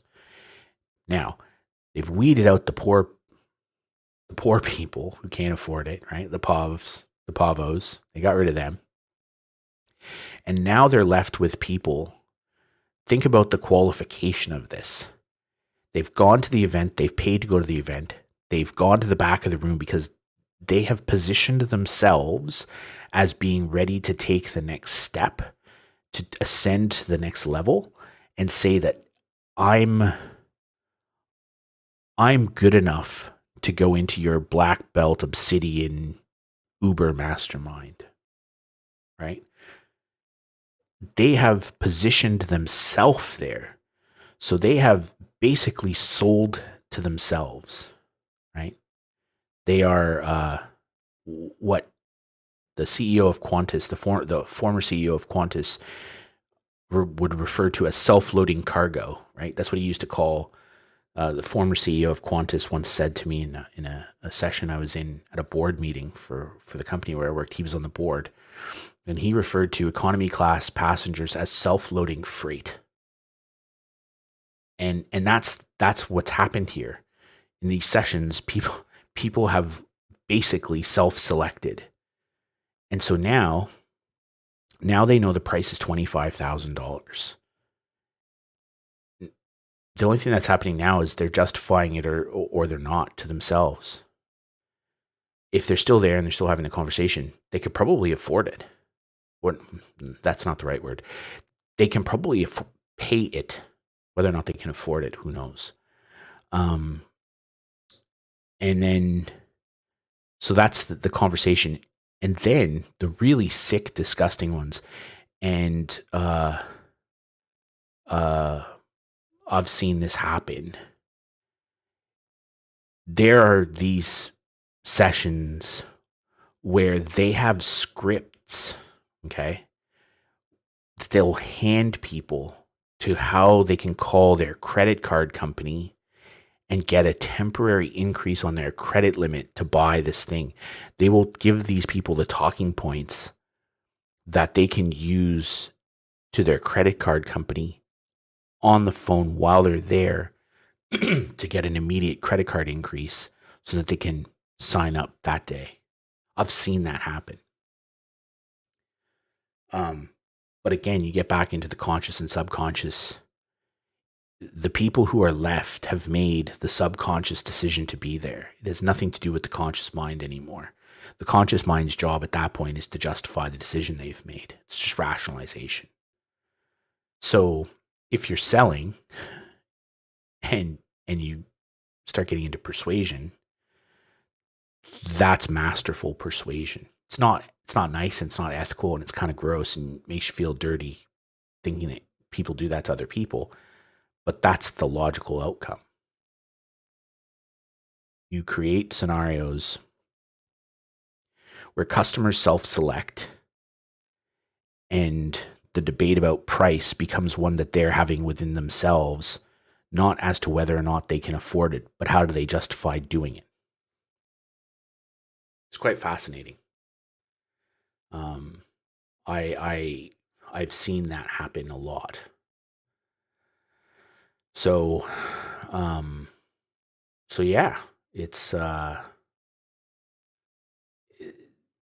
if you can get to that level of masterful persuasion and influence, that's next level, man. That's you can use that shit ethically too, right? But that's Tony Robbins. That dude's a master. That dude's the master of this stuff. If you ever really want to learn how to sell, and you ever want to learn how to be persuasive, I would never recommend joining Tony Robbins' programs. And not because I think it's bad or it's not a slight on Tony Robbins or people who buy it and people who believe that. It's just a Shark Tank. They will eat you. His team and his job is to latch onto your credit card and siphon money out. That's their job, right? And they don't really hide it. That's what they do. So I would never recommend you or anyone get into that world, but you can study it from afar. You can learn how it works, and you can go to some of their seminars and stuff, and they're not expensive, $100 or whatever if they're in your town that day. Don't do the firewalk. That's really dumb. That's actually quite dangerous. Don't do that. I watched Oprah do it, and I don't want to sound mean. I watched Oprah do it, and I begged the universe to make her slip and fall, just because it was such a scam, right? Oprah is one of the biggest. Like, she is, man. That lady is perpetuated some of the biggest deceptions She has foisted on the world Dr. Phil, Dr. Oz. Dr. Oz, I mean, that guy's, I mean, he's borderline criminal. He's just a product of Oprah. So, yeah, I don't think Oprah is the nice person that she lets on to be. So, because I'm a bad person, deep down, I'm a horrible individual. When she was doing her firewalk, I was sort of sitting there praying, praying for a slip and fall, which is not something I'm hugely proud of, but I'm open about it at least. Um, yeah. So study Tony Robbins if you ever really want to learn how to do persuasion. And the other one, if you're really super keen on persuasion, if you really want to understand it, uh, there's the PUAs, right? The pickup artists. That's a that's a sick and disturbing place to go, but that is a master class in persuasion in human psychology. It's gross at every level. It's disgusting, but if you can academically put that aside and uh, just look at what they're doing and how they do it, it is a master class in persuasion. Um, Most of them are terrible at it, right? But some are just that's where you start getting into that line of con man. They're almost con men. That level of good at persuasion. So it moves from benign to toxic at some point. So you have to be super careful. But uh, yeah, I I I've read that stuff extensively. Um, Studied it, intently. Uh, I just find human psychology interesting. Um, but it makes me terrible to play Monopoly with, right? Like Monopoly has a level of RNG for sure. But if you get down to the brass tacks of negotiating at Monopoly, I am probably one of the worst people you will ever play that game with. Uh, because in the confines of a game, I will 100% exploit you. I will to win at that game, and it's not it's not bad. I'm not a bad person, but I will find every avenue I can to uh, to take advantage of the situations that we find ourselves in, so that I can win a board game. And if I have to psychologically abuse you to do so, that's up that's your cross to bear. So yeah, that's probably pretty bad. Not pretty bad. That's not the right way of saying it. That's probably something worth noting. Don't play Monopoly with me. Um, but I'm a terrible poker player. I don't bluff very well. I read poker players pretty well, though. One time I was in Melbourne at Crown Casino, and one of my mates was playing poker. He Texas Hold'em, and they were just low dollar stuff, $5 pots kind of thing, $5 entries. And I'm not a great poker player, um, but at his table were these two yabos from clearly rural part of Australia, just bozos. And I watched him play against them for about 15 minutes, and I I could read both of them. It was I'm I'm no genius by any means, but I could read these two. So I walked over, sat down at the table, dropped $100 on the table for chips, and had the dealer deal me in. And I took these two yabos for about $1,200 in an hour. and it was the easiest $1,200 I ever made. They were there. I could tell every time either of them had a hand or were bluffing. I could tell instantly just by the way they carried themselves, the way they tapped the table, the way they looked at their cards, the way they put their card. You could read these two idiots um, like a book. It was just ridiculous. And but normally I would lose my shirt in poker because I don't bluff very well. I'm fairly risk averse, so I don't like to bluff. So that therefore it comes out. And so, but with these two idiots, I could play straight. I could just play my hand and watch their hand and figure it out. So it was very easy. Um, but yeah, they paid for Scott and I to have. Um, I think I bought dinner. I think it was like $400. These two bozos paid for it. It was great. It was a fantastic evening. I bought the next day I went out and bought a Mont Blanc pen, $480 pen, courtesy of these two bucket heads. I still had pocket change left over. It was great. Um, but yeah, so you learn to read people pretty well. When you learn things like persuasion and stuff, you start to you see patterns in people's behavior. You because most people are pretty genuine. Most people tend to act subconsciously the vast majority of the time. There's not very few people you run into in this world are actively hustling. And by hustling I don't mean working hard. I mean hustling like they're trying to pull something. Very few people who are actively hustling.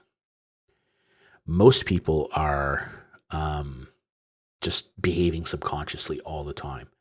And so therefore when somebody is acting with intent, you actually can see it. You can spot it. And then that's step one. Step two is then trying to read them. Why are they doing this? What is their goal? What are they setting up? Because every hustle has a setup. But you just don't straight pick somebody's pocket, right? It's the old analogy of 3-card Monty. You show the card first, and then you move the cards, and you let the punter guess the right card. But it's not till after they're comfortable with the setup that you palm the card. That's when the magic happens, right? So, but most people aren't setting you up. So you can kind of spot the people when you know what to look for. But it's awesome. Like we've sort of talked a lot about this now, but persuasion is great because when you go to buy something, basically, it's impossible to not get a good deal. Um, uh, you know, I have a friend of mine who's super smart, and he was one of the best. He's probably the best car salesman in Australia. He started out selling Mercedes, and he rose through the ranks at the biggest Mercedes dealership in Australia. Became the highest selling salesman at Mercedes. He was the highest selling salesman at the highest selling dealership in Australia. And then he became the manager of the dealership.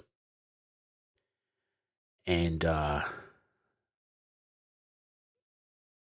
he then moved on, runs his own business, very successful guy. And he a fantastic guy to get to buy a car with you.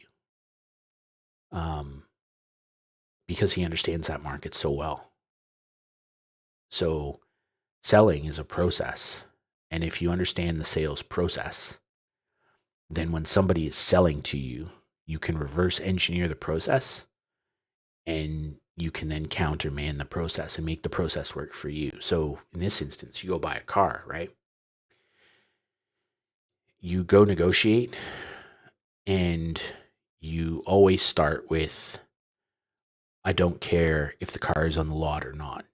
So immediately when you go to buy a car, especially a new car, let's use new cars. The first thing the dealership or the sales guy wants to know is, never mind, do you have money or not? That let's not worry about that. Do you want to buy a car today, or are you happy to wait for your car? If they can if they can find the person who wants to buy the car today, they get very excited because they now know that there's a sense of urgency, and urgency is a very powerful uh, motivational tool. So the first thing he does is says, I'm happy to wait. If it takes 6 weeks for my car to be delivered to me, I'm okay with that. Okay, so now they can't use urgency against you. And then the next thing that the person will do selling the car is they will often try and sell you the base model car. And that sounds counterintuitive, but they try and sell you the base model car because it's the cheapest. But then they neg on the car, right? So they talk shit about the car they're trying to sell you. And the whole point of that is to get you to buy the feature packs, okay? That's why it's good to buy from Lexus. They don't do that because they don't have a lot of feature packs. They have usually one or two upsells, so you can get the 15, 17 speaker system, and you can get the sport luxury pack, and that's it, right? They have usually, Lexus have 2 packs, so that's why it's easy to buy from Lexus. But normal cars, so they sell you the low model, and then they neg that car, so they spin it in a negative connotation. Well, it doesn't have metallic paint, so in a few years it'll look dull. Or, yeah, look, it doesn't have driver assist in the side mirrors. It doesn't have a reverse parking camera, but you probably don't need that because And then they'll usually hit you up when they neg the car. They usually then hit you a little bit on the side of like, but you probably don't need that because you're not at that level. We're back to the levels thing again. And so they then try and talk down to the car. And what my mate does is he immediately says, no, not interested in that. I want the highest, I want the fully loaded car. So by making them take you to the fully loaded version, they now have to sell you on price alone. Because you've already taken the features. You've already decided you want all the features.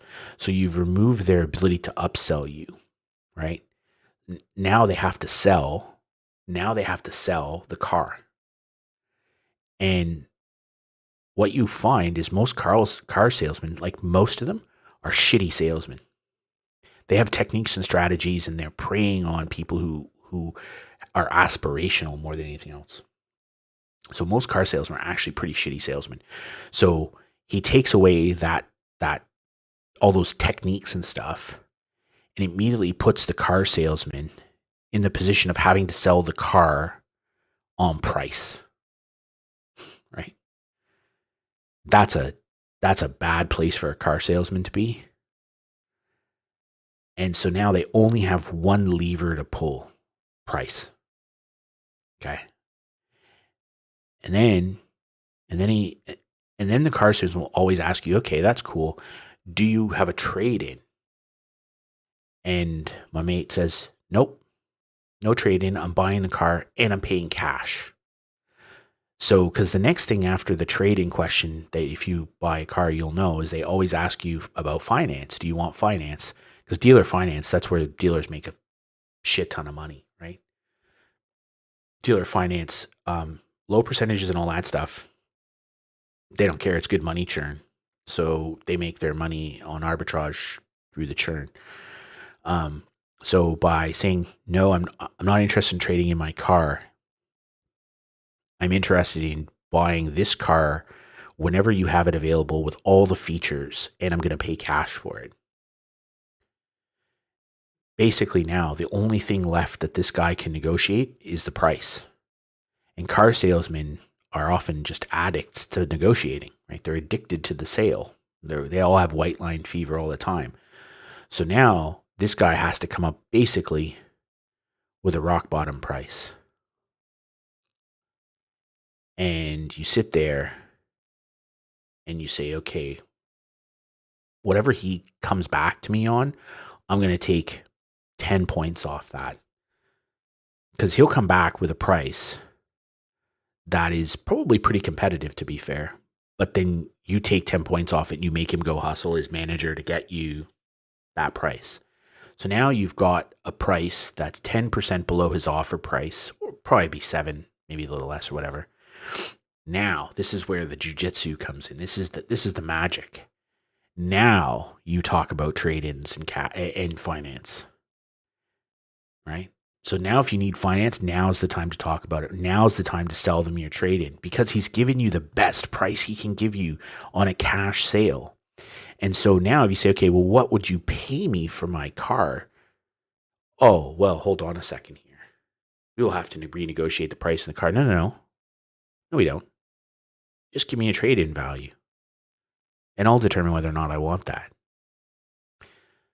So now he has to get you the best price on the trade-in too. Because if he doesn't, he not only loses now he's potentially going to lose the sale if he tries to recover some of his margin on the trade-in.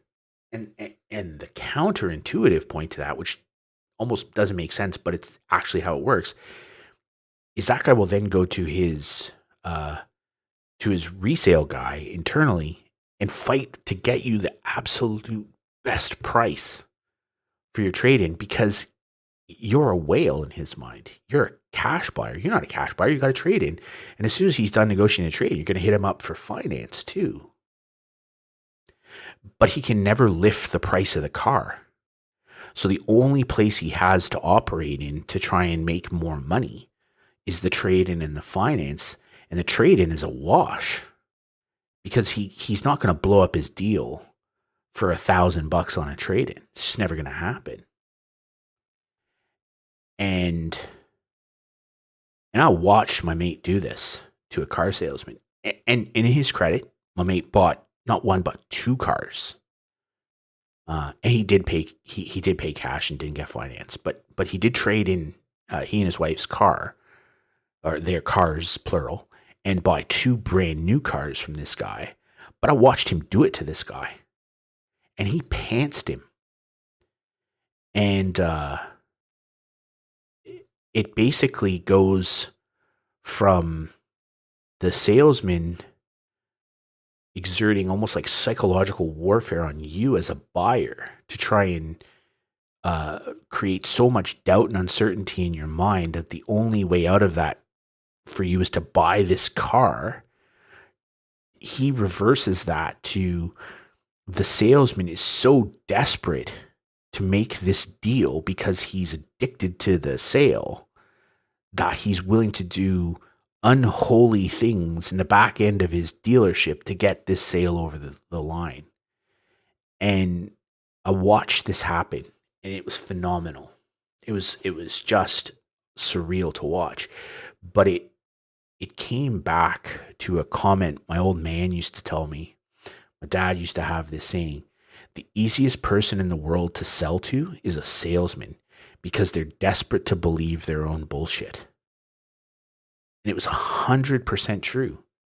If you can convince a salesman, if you can start selling to the salesman, they are desperate to buy because they believe in the sale. They believe in the process of selling. And so they're the easiest people to manipulate because they're not expecting it, but also they believe in it. Hey, Bez, how are you? So it's quite fascinating. It's quite a fascinating thing to watch. I personally love it. I find some of that stuff really fascinating. For me, oh, thank you. Enjoy. Have a good sleep. Thank you for dropping in and saying hi. I appreciate it. Yeah, we're doing all right. We're just chatting basically. We were meant to play some video games, and we ended up just. Kerneal dropped in Tony was asking some questions. Evan dropped in to say hi. Jace is here. So we just kind of shooting the shit. Um, so it's been good. It's been sort of 3 hours of just chatting, which is kind of unreal. I'll have to unlist this video, but that's okay. It's kind of worth. Um, so yeah, it's my favorite part of doing business is selling. Now I enjoy it. I like negotiating. Actually, I like the process of negotiating. I find it not exhilarating. That's maybe not the right word. But I like understanding what the other person's win position is, and then how can I get the deal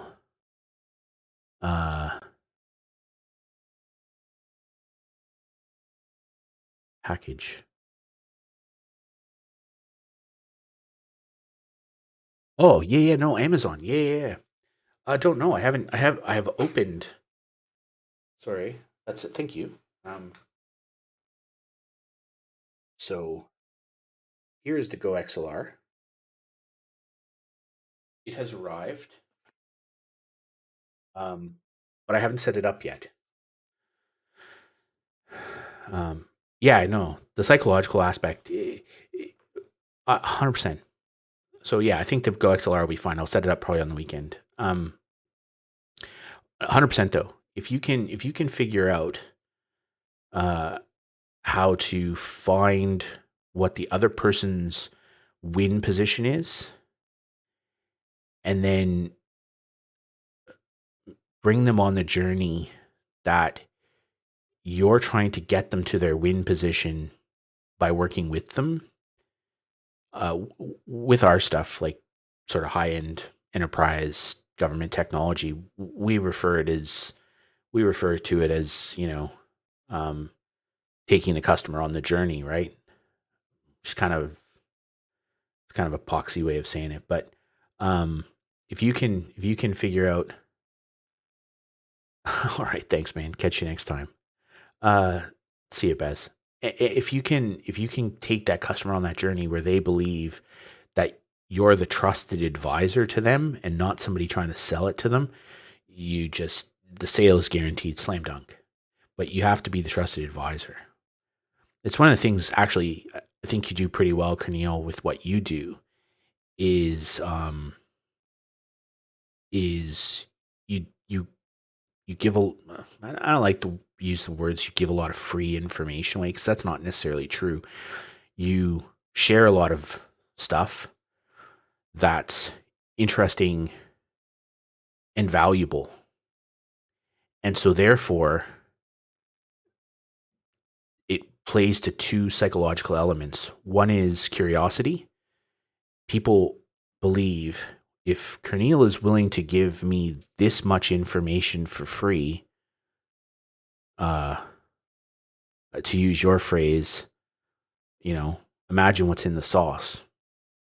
Imagine how good the sauce tastes, right? So, so by sharing that interesting and valuable information freely and openly and willingly, you convince, people convince themselves that the secret sauce must be amazing. So that's step one. But two, they trust you. They know you. They like you. Whatever, right? The whole know, like, and trust thing, from Seth Godin, right? People have to know, like, and trust you. At least I heard it from Seth Godin. Probably somebody else said it first. But if you know if you're willing to give that away for free, what must you be selling? Like, and then people end up convincing themselves that whatever price you offer that at, it's good value, unless it's a stupid number. And then even then, some people will buy it even at a stupid number, because if it's a stupid number, imagine how good it must be. And then they convince themselves that it's good value, because you either have buyer's remorse, which happens, or you're so desperate not to have buyer's remorse that you convince yourself that whatever you bought was good value. it's just, again, human nature, right? So um, so we do that all the time at work.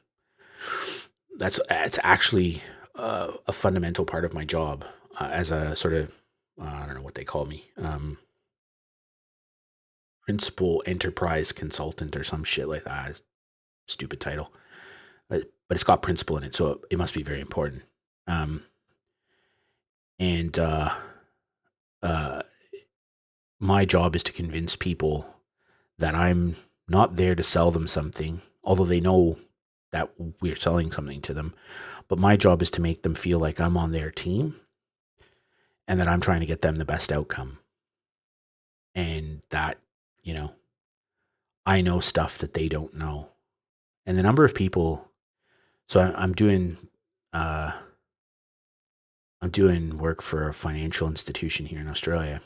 And so because I've built multiple data centers for banks and I understand how that all works, they're not a bank, they're a financial institution, so they're a slightly different vehicle. But banks are bigger. And so they convince themselves, and there's an element of obviousness to it, but because I've built data centers for banks, that building data centers for them is a step down for what I do. And so the fact that they get to deal with me, uh, they're lucky, which is stupid because it's not true, right? Banks are often shitty customers. Um,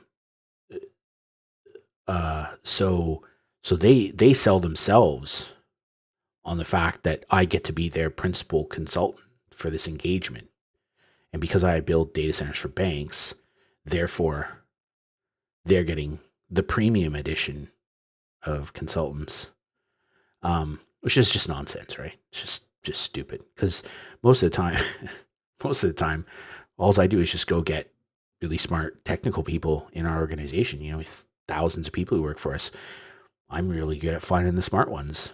I know the 10 best Cisco architects in Australia, right? I just know them. And a lot of them work for us. So if I have an engagement with you and I have a project to deliver and I have something to sell you, I'm going to go get that guy because he's the best. Best at voice, or he's the best at security or whatever, right? So, but people are convinced. People convince themselves. Like, you just position things. If you can position yourself, people will sell you to themselves because that's what they want, right? So if you talk about, you know, ways to optimize your PC for Warzone, and you show them stuff, they're going to believe that you're the guy. Well, this guy did, you know, Formal's PC or whatever, right? He must be good. It's not it's not untrue, but they'll convince themselves that they want to get that guy. And they've seen you do some stuff, and so it's just, I just think that's a critical element of sales. It's just letting the person sell to themselves. And don't, and the other one is, and this is young people make this mistake. They sell past the close. That's the number one mistake you see people make, is selling past the close. So the moment that you have convinced yourself as a customer that you want to buy, my job as a salesperson is to stop selling. Just stop. Because the only thing that happens, if you've convinced yourself that you want to sign on the line which is dotted, my job is to put a pen in your hand and put the paper in front of you, not to convince you that it's a good idea, because you've already made that decision. My job is to get the signature at that stage. And the number of people, salespeople, who are so desperate to truly convince the customer that they are making the right decision after the customer's already made the decision, and then screw up the deal, it's staggering to me the number of times it happens. It's called selling past the close. And it's the single greatest mistake that salespeople make. So when the customer has made up their mind to buy and they are happy to stroke the check, put a pen in their hand and step back and shut your mouth. That's it. That's the job, man. And then when they sign, then you deliver value. Then you exceed their expectations. Then you make it about getting them the best possible outcome that you can get. That's it. It's delivery then, you know? Separate sales from delivery. The moment the person has signed, your job is to deliver them the best outcome you can. But don't convince them that you're going to be awesome after they've already decided to sign, because there's no point to it. You're only going to set yourself up to potentially talk yourself out of the deal. And you see that a lot, like a lot. I'd say 20% of the time, that's how people lose deals. It's just talking after they've sold. Don't do that. Anyway, I think it's now 11:45 here, and we've been doing this for 3 hours. So I think we'll wrap it up. This was fun. I kind of, I mean, I was gonna play some startup company or something, but I kind of preferred just chatting, telling stories, shooting the shit. So my pleasure, man. It was awesome to have you here. I'm a fan of your work, so it was cool to have you. To everyone else who dropped in, I appreciate you as always. I thank you very much. It's an honor to have you spend time with me, and I look forward to being able to do this again tomorrow, and I want you to have a good day, a good evening, wherever it is for you. And I'll see you soon again. Thanks a lot. Bye bye.